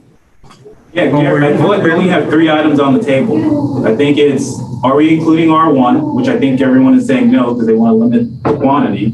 So I think that's one topic on the table. R2. My topic, which was, I think it should be either up to a larger square footage, and that could be a sliding scale based on the lot size, because you have a minimum lot size of 12.5. But if someone has a 14,000 square foot lot, I think they should be able to provide a little bit larger square footage of a unit. So if you want to put that up, I said 600, compromise 500, up to 500. I mean, that's fine. I just think it should be a little bit more depending on, and that can be depending on the lot size. Not the minimum takes it, but I'm fine with that. And then I think the last thing is what you just brought up, making sure we get approval from all neighbors, adjoining neighbors. And it's only really 3 things on the table. Or the 4th thing would be, we just don't want to do it. But that's what I'm saying. Don't open the door. But I think if we're going to open the door, then this is the process we got to go through. Yeah. Okay, so you're proffering up to 500 square feet for units, that you would like the process, which I'd never, ever encourage you guys to put your process into your LDRs. It ties staff's hands when they go to create the process, and LDRs should never have a process in it. It has your criteria, and then you allow staff to create the process. But you all want to actually write what we do procedurally for RVs. You want to procedurally write it into the LDR. Am I understanding that correct? I just want to say, instead of minimum 400 square feet, maximum 400 square feet, you stated it'd be easier for your staff if you said up to. So I'll take whatever recommendation you want. I just want that 400 square feet to be increased. Okay, all right, so that's a recommendation from if it's Mr. easier Clark. to say up to 500 square feet, that's fine. If it's easier to just leave it at a maximum of 500 square feet, I'm fine with that as well. Whatever. It's 6 of 1. It really is 6 of 1 or half. The language means the same thing. It's a maximum of. So I hear the other one that I hear that you all may want to agree to is you must obtain, you want the process actually put into the LDR that you'll obtain approval from the adjacent neighbors, right? I got that right? That one, I think we should let Gary speak on that. And well, that's I don't think that came from Mr. Each. That came from Mr. Each. All right, so Gary, and then what's the other one? I have language if you want. Please. Yes, let's hear the language. First of all, the language that's drafted in there says abutting, not adjacent. And the definition of abutting is parcels of land which share a property line or separated by an alley. Right. If you want to do adjacent, my apologies. that's property. Adjacent means properties that are across a street or waterway. So, right, so which one do you want to do? Because right now, abutting and adjacent are different. You drafted it with abutting. I'm okay with abutting. Abutting, this has been the problem, is that properties, the abutting properties, do things and then we don't know about it. So it has to be abutting. Okay. Abutting property. So go ahead, Mr. Hill. Why don't you use both? Matt, why don't you use both abutting and adjacent? That way, if we live on the canal and the guy across the canal is going to put one of these up, we want to be able to approve it. So put both in there. That's correct, Mr. Eads. Yeah, agreed. I'm fine with that. So you change the language to 9 to say abutting and adjacent. Mm-hmm. Then this additional sentence, written sign off by abutting and adjacent property owners shall be required before the ADU permit can be issued by the city. Now, I don't legally agree with that, but the city attorney's office is going to have to. The single family. All right, multifamily. Hold on just a second, everybody. I'm trying to hear Mr. Each. Sorry, guys. What were you saying, I'm sorry, Mr. Held, sorry. Oh. What were you saying, sir? The city attorney's office is going to have to sign off on the sign-off process because it's not something that I legally agree with, but that's a personal opinion. What do you mean, sir? Are you talking about the application, Gary? You want the city attorney's office?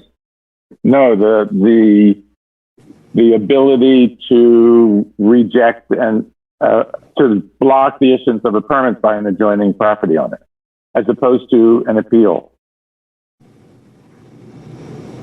I would prefer the appeal myself because that's what we do for the RVs.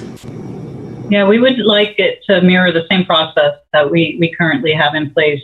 Oh, is that what I thought you said you have a sign-off requirement? For RVs, we do. But so we wanted this process to be the same. And then, but what they can do is they then appeal, then they can go to the Board of Adjustment.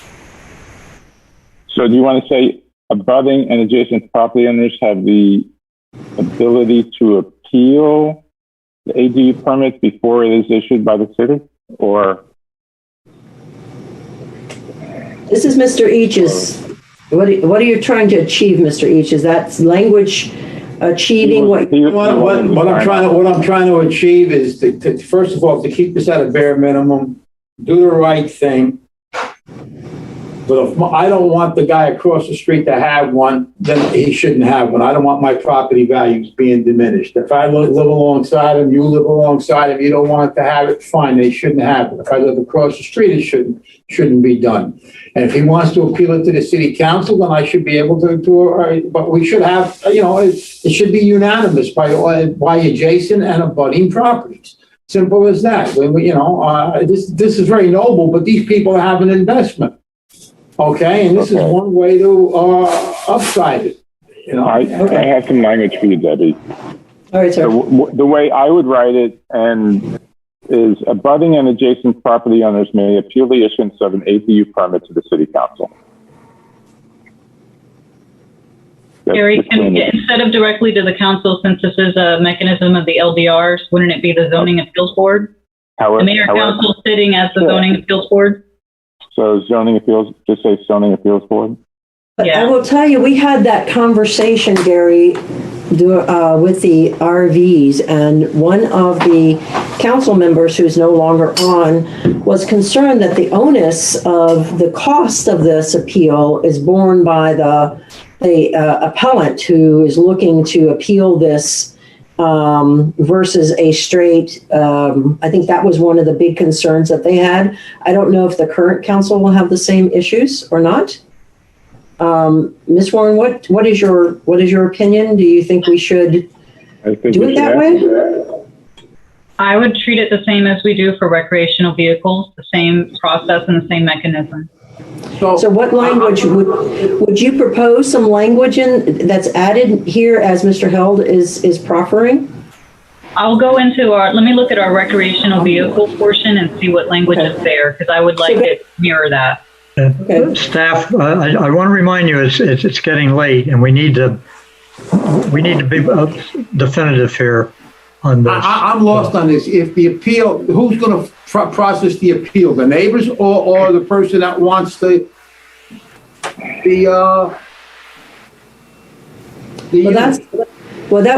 it would be the way that the appeal works is the person who is appealing pays for it, not the property owner. So with the way that we have the RVs set up, if they cannot obtain the neighbor's concurrence, they then have to, what is it? If they can't get the surrounding property owners, then it goes before, and it's in the code. This person should have the approval of the property owners. If he doesn't get the approval of the property owners, then it should be denied at that point. If that person that owns that property, then that's the one that should appeal it to the city council, not the adjacent or abutting property owners. Yeah, I agree with Kenny on that. I don't think that the person who perceives himself as being the injured party should be the one paying for the appeal. It's just preposterous. Yeah. No. So, Debbie, in looking at our section on recreational vehicles, the process is laid out there for the application, as well as the how to obtain the signatures and consent of the owners. And it does say that, and it has the language that appeals of decisions on an application for administrative variance may be taken to the zoning appeals board by an aggrieved party. So I think we should just take directly that language that I've just recited that in our LDRs for recreational vehicles, mirror that process, incorporate that same language and procedure, and that way the mechanism will be the same for both. Okay. Do you all understand what Jennifer was explaining? Is that then the property owner who wants the unit then appeals to the ZBA, which is what happens is what Jenny was saying. Have an administrative variance. No, it's actually the reverse. When you say the aggrieved party is going to be the one who doesn't want it. The aggrieved party can be either. The aggrieved party can be the property owner that is being injustice, right, by being denied the use of his property because he cannot obtain a sign-off by an abutting or adjacent property owner. So if he is the aggrieved party by, having his application rejected, then he has a right to appeal. And then in the converse, if the application is approved by staff without the requisite sign-offs, well, then the aggrieved party would be the person that didn't provide the signature and feels that staff inappropriately approved that application. No, I think in a circumstance like this, Jennifer, I think 99% of the time, the aggrieved party will be the adjoining neighbor. Well, if they don't get the sign off, then the aggrieved party is the property owner. Right. Who wants it. That's the adjacent property owner right now holds the card, Mike. Yeah. If they don't get the sign off, staff's going to automatically reject that application. So there's no reason for the adjacent property owner to appeal at that point because they've already denied it by not providing their signature or consent. And they get to do that without a hearing before council, without paying any of the hearing fees. They, just by not providing that consent, have themselves rejected that application. Staff would not be able to approve it. And if they were to approve it, then at that point, the aggrieved party would be the property owner who denied the signature, and staff proceeded inappropriately with processing the application anyway. So are you all fine with us making that recommendation to City Council? Because we can't change it. We can't change it between now and council, but as part of your recommendation, we recommend that language being added and mirroring to picking up Mr. Held's language and folding in the RV language that Ms. Warren just cited to you all. Are you all fine with that? Sounds good to me. Okay, so when you make your motion, either to deny or approve, if you do the approval, just make a note, whoever does the motion, that they want the language proffered by Mr. Held and Ms. Warren and to reflect that conversation so that we can make sure I have it on the record. And then I can make it very clear in pointing out to City Council what you all are desiring. So now, Debbie, we haven't heard from Mr. Besson, and I want to afford him the opportunity for comment. And then once we hear from him, I'm going to call for a motion. Mr. Besson? Okay, so if somebody wants to put something on their property and the adjacent property owner says, I don't like this, it's too close to my kid's window or something like that, right, he has the right to say no. But I don't think the staff should have the right to approve something that a property owner would not agree to, and then the property owner, which is aggrieved, would then have to spend money and time to fight his neighbor who wants this in the first place, because the property owner that's adjacent that refused it gets no benefit from this whatsoever, and it costs him money and time. Question to I don't like this. Debbie, isn't it part of the requirement for staff to approve the application that all the sign-offs be approved? Like, is there a situation where staff would be approving it? Not if they don't have the sign-offs, then they have to go to the appeal process. If they can't get the sign-offs from their neighbors, it's not, we don't approve it. We say you're not meeting the code requirement of the sign-off, so you have the option now of appealing it. It's either denied, and if you want to appeal it. Is that going to be clear? Is that going to be clear in the ordinance? Yes, it will mirror exactly. I don't know, all of a sudden I'm wanting to find one of these. Which is what Jennifer was explaining to you all, is we're going to mirror that language is actually in the RV section, and we'll mirror that language in there. So we think we have your direction. We think we understand what you're looking for. We think that the RV section, we can bring in more of that language from the RV section that mirrors this process. And if you all are fine with it, or you're not fine with it, you all have to vote on it and let us know. Okay, so now does everybody understand the three items? Again, Mr. Held, could you kindly list the three additional requests that your planning commission asked for in the language to address the concerns? To tell you the truth, I defer to staff. Okay. I raised one on that table, and the other one, I'm not familiar with the RV appeals, so I defer to staff or Jennifer on. All right. So the three things that I wrote down is that you want it to be abutting and adjacent property owners. Okay. You all are, Mr. Clark and the rest of you all are recommending an increase in size. I didn't get quite the number, whether it's 500, whether it's 600. It can't go by lot size, because then you'd have, it's too hard to monitor and it's too hard to administer. So we need something that says you got a minimum 12,500 square foot lot, but in R1, it may be a different size. If you guys want to expand it beyond that, I'm not going to go into that level of detail. Your recommendation will be to extend it to R1. And if council agrees to that case, then we will analyze. We don't want to extend it to R1. It's just, what was this? This is in the R2 district? This is just R2. What do we want? Only in the R2 district, yes, sir. That's it, nothing in the R1. R2, 500 square feet, R2, and you have to have the consent of all your adjoining property owners, adjacent and abutting. Thank you. All right. Okay, so if that's the case, then if you all have any other changes, you want to increase it to 500 square feet, getting the abutting and adjacent property owners, mirroring the language that we're doing for process-wise that we have in the RV section per Ms. Warren's recommendation, to simply mirror that. Is there anything else? And then I think you guys can vote.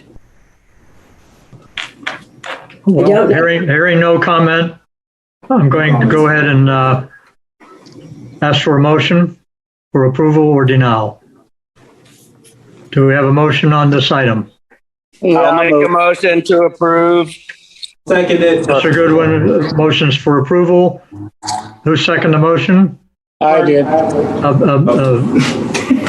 He doesn't look like Clark. Second the motion. Who seconded it? Very good. Okay, we are going to. Mr. Clark seconded it. I'd like to make a roll call vote on this, so I could please. Mr. Reach. Yes. Yes.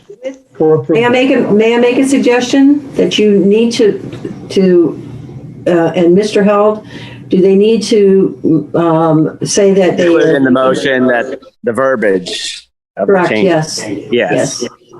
As per staff. Okay, so the motion has been amended to include the language, the additional language that the commission has requested be added. Is that adequate enough, Ms. Love? Ms. Held, Mr. Held, is that fine? Yes, sir.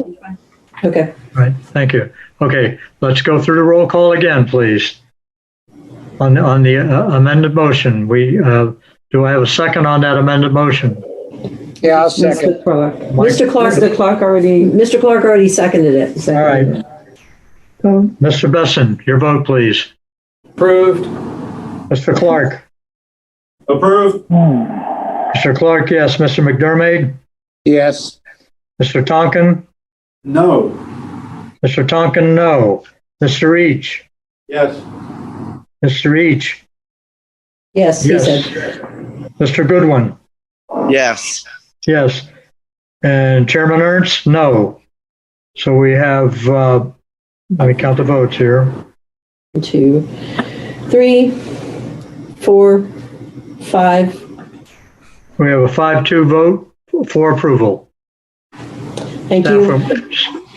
Thank you. That was rather painful, and I appreciate you guys hanging in. The last two items, I think, are fairly quick and easy, relatively. So I'll go to my Evelyn Wood speed reading.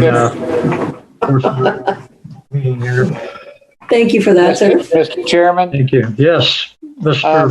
McDermott. Yes, Stephanie, you're about to lose me because my computer in the personnel office disconnected itself.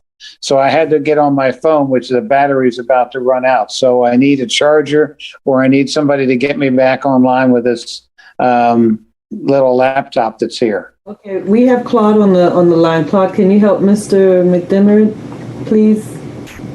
And Mike, come on up to the third floor. Yeah, can we send him over to IT? I guess we can. Right? Stephanie, can we send him over to the third floor? Yes, we can. We can do that. Mike, can you hustle there? I appreciate it. I'm sorry. Okay, where am I going? IT room on the third floor. Oh, okay. All right. Okay. All right. I'm on my way. All right. Walk over with your phone. The door is open, so you'll see everyone in there. City block. And then all the houses are close to the ground. So he can hear you, Mr. Chair. He has his phone on. So if you'd like to go ahead. Yeah, he heard me. He's heading over there now. Units to Karen. So you can go ahead and read. You don't have to wait for him to arrive there, sir. You can go ahead and read your item if you'd like. Okay, very good. Thank you. Housing inventory. So, all right, gentlemen, the next item up for discussion. Put yourselves on mute, gentlemen. Next item up for discussion, PC 15-21, an ordinance of the mayor and the city council of the city of North Miami, Florida, amending the official 2036 future land use map to amend the boundaries of the city to include the recently annexed area known as the Gradney-Dixie annexation area, described as bounded roughly on the north by Northeast 121st Street, to the east by West Dixie Highway, to the south by Northeast 119th Street, and to the west by North Miami Avenue, and establish further land use designations for the properties located in the area in accordance with Section 163.3184, Sections 163.3187, Sections 166.04, parentheses 3, parentheses C, Florida Statutes 2020, and Article 3 entitled Development Review, Division 3, Section 3-302, Sections 3-1104 through 3-1107, Section 3-1109, and Section 3-1110 of the City of North Miami Code of Ordinance, Chapter 29, entitled Land Development Regulations, providing for repeal, Scrivener's errors, and codification. May I have a staff report, please? Yes. All right. You have me unmuted? Yes. Okay. So what you have before you, and we'll pull up the PowerPoint here in a moment. What you have before you is we had in 2014 we we applied to the county to annex this particular area called the Gradney-Dixie annexation area, and it consists of 10 parcels of land that is sort of, we want to just square off our boundaries in there. Go ahead to the next one. What we're going to be talking about are two companion items. One is amending the future land use map to both incorporate the the new area into the city, but also assign it the appropriate future land use designation. And then the second piece of this is to assign the appropriate zoning. So there are companion items, and then you need to vote on them separately, but they go together. So this is, I should go backwards, so thank you. So as I said, it's 10 parcels. They total a little over 13 acres. And as the title says, and as my illustration shows you where these parcels actually are, an attempt to square off our edges a bit. It was recently approved to be annexed into the city. Now the next step, of course, is amending our map to incorporate it into formally incorporate it into the boundaries of the city, and then create future land use designations that are appropriate for that area. And the next item is the zoning map, which is the companion item. And what you'll see before you here is I did a snippet of the future land use map at the bottom of below the subject parcels. And this is based upon both what is on the ground as well as what we know the property owners want to try to achieve. So as you can see, the colors and the legend going from all the way to the west, and the red commercial right there now is things like, oh gosh, you have the Quick Stop there, you have the Marathon gas station there. There's a really dilapidated, sort of very old plaza there that has a supermarket. You got the Family Dollar store all the way west. The blue parcel is actually Gratney Elementary School. And then the brown is already in the city. That's why you don't see it outlined in the subject parcels in the top of the screen. So what then going further east, the triangle and the small purple is what we're proposing as PD3. The property owner there has purchased up most of that land there with the idea of doing a really nice development. He's also interested in perhaps doing a hotel at some point. Right now in that area is the Goodwill there, which he has purchased. There's a former construction company. They may still be in business. Last time I went by there was no longer a sign on the building. It was Ace Construction Company. And then down at the smaller piece of that purple at the bottom there, that's actually Biscayne Park Medical Center. So while they don't have to redevelop, if they choose to redevelop, that entire area meets the criteria for a PD3. And then so that's reflecting both what the applicant, the property owners are interested in doing, and what we would like to see achieved there as a high-density mixed-use development. They will be required to do transitional standards, very similar to what 1155 NOMI had to do because they were adjacent to single-family structures. This is adjacent to single-family district, so there's a transitional standards that they will have to achieve for any development there.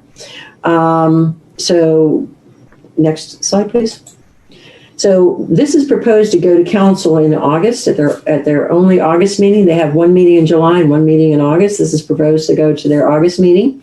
It will get transmitted to the state because it's over their 10-acre limitation. So once you hit 10 acres or more, it has to go to the state first, and then all the agencies comment on it, comes back to us, and then it will be for second reading.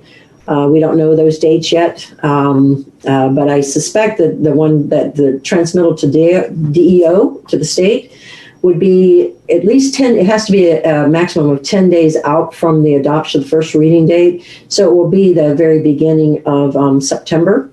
And then it will come back. We have 180 days after they submit their comments, if any, to do a second reading. And then after that, after the second reading, it becomes effective 31 days after that to allow for any appeals because of the large scale development. With that, that's the end of my presentation and the zoning map. Let me go ahead and do the zoning map one real quick, and then you can discuss both items since they're companion. So you can see how they go together. Yeah, And then- I have no difficulty with that. If Thank you, everyone sir. else agrees, we'll go ahead and I'll Thank read you, the sir. next item in. I appreciate it. Well, I don't want to read the next item in because they have to be considered separately, but I do want to show you the zoning that's assigned to this. Go ahead, next slide. So what we did was we actually had to do the companion zoning. So you'll see that it's showing up as PD3, which All is right, mixed I see it high now. on the other. And you'll see it's C1, and then you see the green, which is actually the PU zoning designation. So you see that the zoning has to comport with the future land use designations. So Well, these is that are the items that school? go together. Debbie, that's the school right now, right? That That's, greener? yes, sir, that's Gratney Elementary, and then there's actually another school right next to that in the R6. Yes. That's there. That's that smaller school. Right. Yeah. It's a church school, I believe. Yep. And they're actually coming in to do some changes to their school. So that area is already ready to pop, and we have the developer property owners are waiting for this to actually do some really nice development. And I know you guys have driven by there and you know what it looks like. So this will give a great opportunity to be in the city, and they don't have to redevelop. Nobody's going to make them redevelop, but this gives them the opportunity when they are ready to redevelop to do so. Of course. All right. All right, so that's it for me. Okay. So I one quick question. So we're voting on the rezoning of it. No, it's not a rezoning that we're voting on. No, it has no zoning currently. When it comes into the city, there's no zoning. It's an automatic R2 when it comes into the city. So now we have to assign it appropriate land use designations and appropriate zoning designations that fit the city. Okay. All right. Okay. It's merely a text and a scrivener's verification. Am I correct in explaining that to him that way? Well, we're amending our boundary, which was already approved by Miami-Dade County to amend our boundary. Now we are formally amending our city boundary and assigning it city zoning and city future land use designations. Right. So we're not rezoning, we're creating zoning. We're creating city zoning, yes.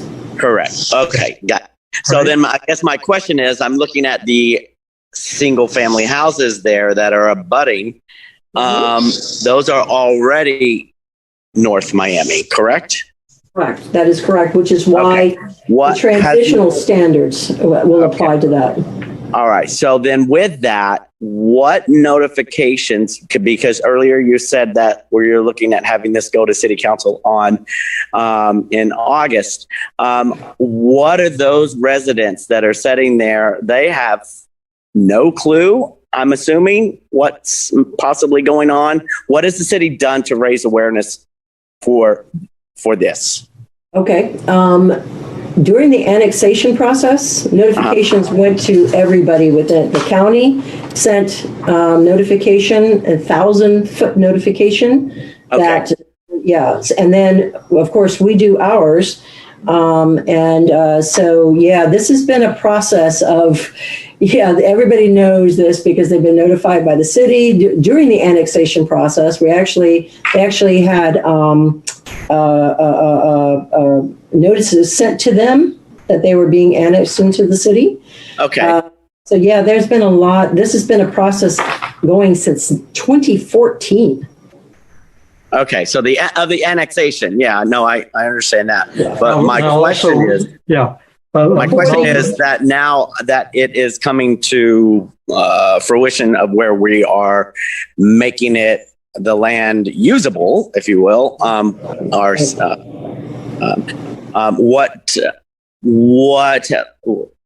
But it's already usable. The land is already usable. No. I mean, for the city. Better opportunities to redevelop.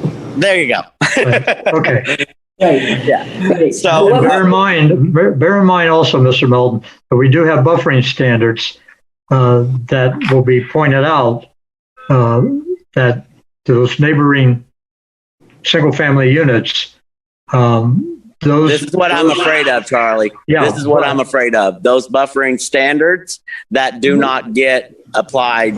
And then I don't want other residents to go through what I went through, where all of a sudden they have buildings next to them because there's been rezoning and they have no say or they have no knowledge of it. So that's why I'm asking those properties that are sitting right there across from the R6 that we're looking. It's currently an R6, if I'm understanding correctly. Mm-hmm. Okay. So those are R6s. Then the other. Actually, the single family is right to the west is R6 high density residential. Okay. And then north is R2. Right. So those are the lower end of Bree Swept. Correct. Yeah, that's where the transitional buildings. You have apartment buildings there already, plus the condo unit on the corner, which I think is part of that. And you have I'm thinking on the other side. I'm thinking on the other side of the school, on that that nice little street, 120. On the other side of the school? Yeah. That's outside of the city. That let me look at that real quick, sir. Let me take a look for you. So as we are squaring up, that is already currently, we're not changing the zoning that the county has already on it.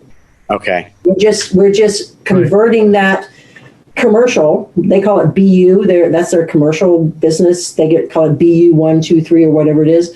Okay. We're converting that so it keeps it conforming to C1, which is our equivalent of their BU designation. Got it. Okay. Right? Okay. All right. Thanks for the clarification. You're welcome, sir. And then with the anything that's adjacent to any of the single family homes, we have that transitional standard that we just dealt with 1155 NOMI.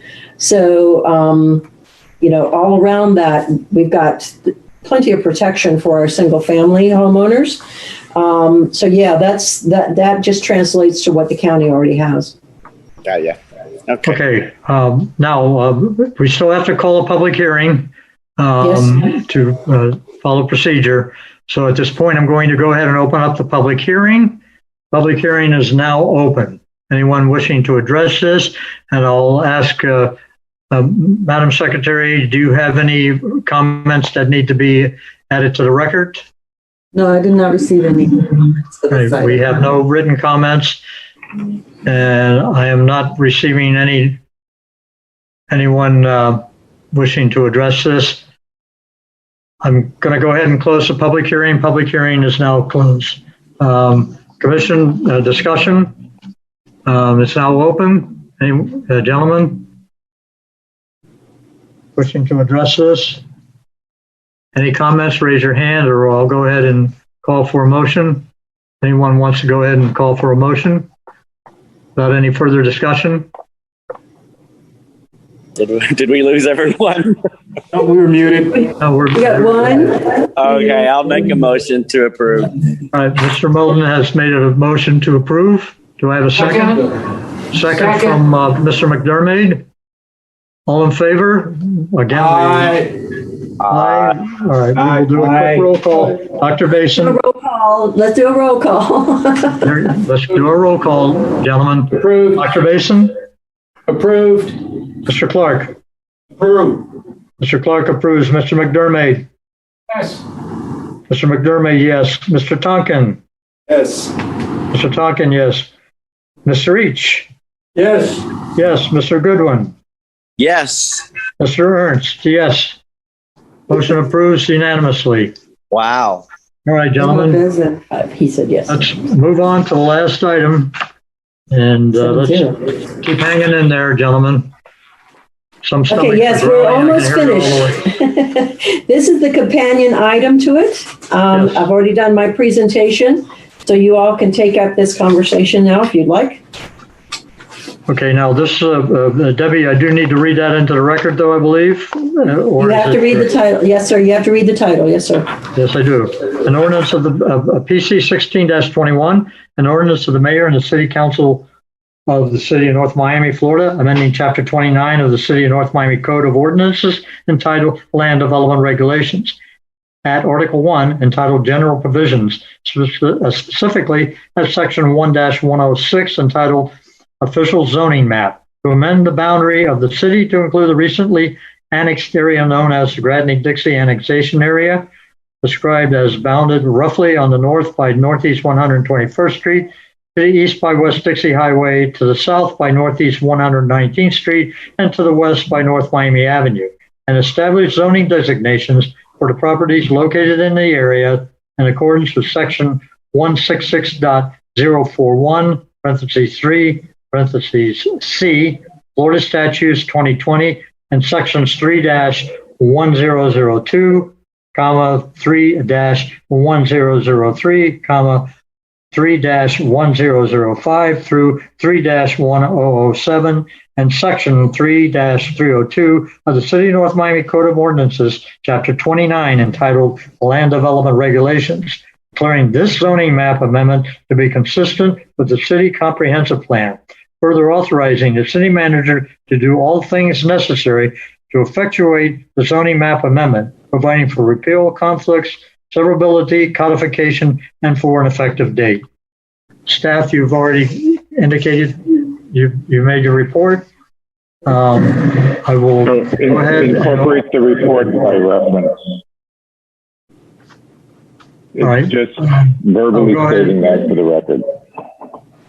All right, sir. And for the record, she has indicated that she made the report as a companion report on the previous item. All right. So public comment is now open. I've opened the public comment. I'll ask Madam Secretary, do you have any written comments on this item? No, I do not have any written comments received. No written comments have been made. I'm looking for anyone to come online to make any comments. Seeing none, I've closed the public hearing. Public hearing is now closed. Commission discussion. Commission discussion is now open. Does anyone make a motion that we approve? I had a lot of people saying that. Yeah, hold on. I have a motion by Mr. McDermott to approve the ordinance. Seconded by Mr. Goodwin. All right, we will go ahead and do our standard roll call. Stand by, gentlemen. Seconded by Melton. Please. So that I have record of it here. Are you ready? Mr. Clark. Mr. Clark? Yes, approved. Mr. H? Approved. Dr. Basin? Approved. Mr. McDermott? Yes. Mr. Goodwin? Yes. Mr. Tonkin? Approved. Mr. Tonkin approved, and Chairman Ernst, I haven't left anybody out, have I? No, sir. And Mr. Ernst approves. Motion approves unanimously. Move forward to the City Council. All right, gentlemen. We have one last item on your agenda. Yes, ma'am. And that is,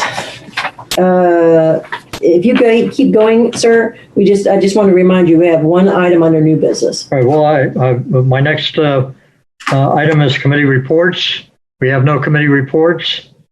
And any old business from staff? No, sir. None? Okay. No, sir. And new business. Under new business, I have Planning Commission expired terms. Right. Most of you who are sitting on the board, your terms have expired because you were assigned by a particular council person who either was reelected or who you have a new council person. In the case of Commissioner Keys, she was termed out, and Ms. Timothy is the council person for that district. We have currently only 3 of the Planning Commission members who have been already, their terms expire in 2023. So what you all have to do, if you're interested in staying on the Planning Commission, you need to submit an application to the clerk. And you also should speak to the commissioner, the council member in your district who appointed you. to encourage them to either reappoint you, or they need to, or if you all do not want to serve again, to find somebody different. But we need to get that, because it has to be done via resolution now. It used to be that it was where they could, at a council meeting, just say, I want to reappoint Mike McDermott, or I want to reappoint Charlie Ernst. That's not how it works now. It has to be through the application process. The clerk puts together with the city attorney, and they create a resolution. And Ms. Warren, am I correct that that's the process now? You're correct. Now, can we indicate who is current through 2023? Right. They It's should deal with that with the clerk's office, Mr. Ernst. yes. Really? That goes through the clerk's office, right? So everything is managed through the clerk's office. So your application goes through the clerk. No, But you but also- what I'm saying is, you said that we only have 3. That's correct. It's Dr. Besson, yourself, and Kenny each. Okay. What? Well, we're on, or we have to get reappointed? No, the 3 of you are, your terms don't expire until 2023. So you just need, if you're interested in staying on, you should apply, but you should also speak to the council person of the district who appointed you, to make sure that they know that you're interested in staying. Debbie, So- I don't understand that, Debbie. If I'm on there to 2023, I don't have to, why do I have to reapply? No, everybody Not you, else- sir. No, not you. Okay. No, I said not you. Yeah. I think we're all ready to go home now. Yes, So- yeah. It's been a very long afternoon. Reapply. The 3 of you have to reapply. Gentlemen, Would need gentlemen to and staff, I reapply. want to thank you. This has been a grueling session, and we appreciate it. Dr. Basin? Mike has a question, Charlie. Yes, sir. And Debbie, I was reappointed at the last council meeting. No, unfortunately, the process has changed whereby it has to be done via resolution. So it can't be done ad hoc, right at the meeting without the resolution. So you need to, Councilman, whoever appointed you, you have to reapply. Then they will create a resolution working with the city clerk, works with the city attorney to create the resolution, because you can't be just reappointed at a meeting now. So that's why I wanted to share that with you, that it's important that if you're interested in staying, you reapply, you contact your council person and let them know that you're interested in continuing to serve in the capacity as a planning commissioner. Debbie, everybody clear on that? Matter. Say again, Mr. Milton? I said Mr. Goodwin? I was appointed by the mayor. Okay. Is that not the commission? Yes. Yeah. Okay. Yeah, I mean, because he was reelected, the terms stop, and now you have to go under his new term. Got it. Okay. No biggie. Okay. Well, I think we're all clear on that. Again, do we have a date set for July? Our July meeting is July 8th, because you all July 8th. changed it to a Thursday, July 8th. Right. That's correct. That would I think we normally had have a been- discussion in the last meeting. Everybody's correct. clear on that, right? It will be a Thursday, July 8th. And we need to make sure everybody that we have the quorum still in-house, because I haven't changed those rules at all, whether you're virtual, through our virtual. And at this time, Ms. Warren, have you heard anything more about whether we're remaining virtual or not?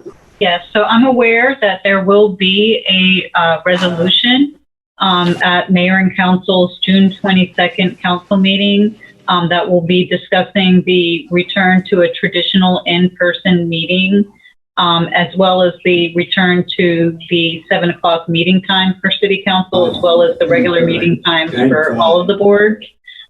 So I urge everyone that's a board member to, keep your ears peeled, watch that meeting, see how the discussion goes, because whatever decision mayor and council make will likely not only apply to mayor and council meetings, but also apply to the board and commission meetings.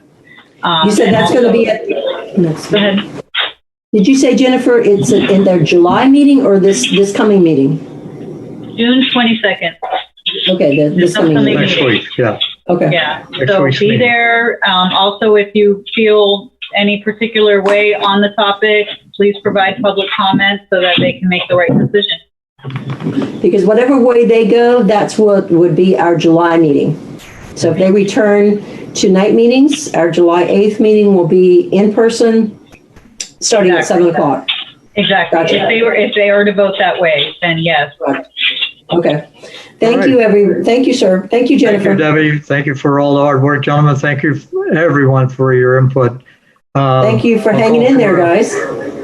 Call for motion for adjournment. Motion to adjourn. And seconded. Meeting adjourned. Good night, gentlemen. Have a Bye, everyone. Thank you again for your time.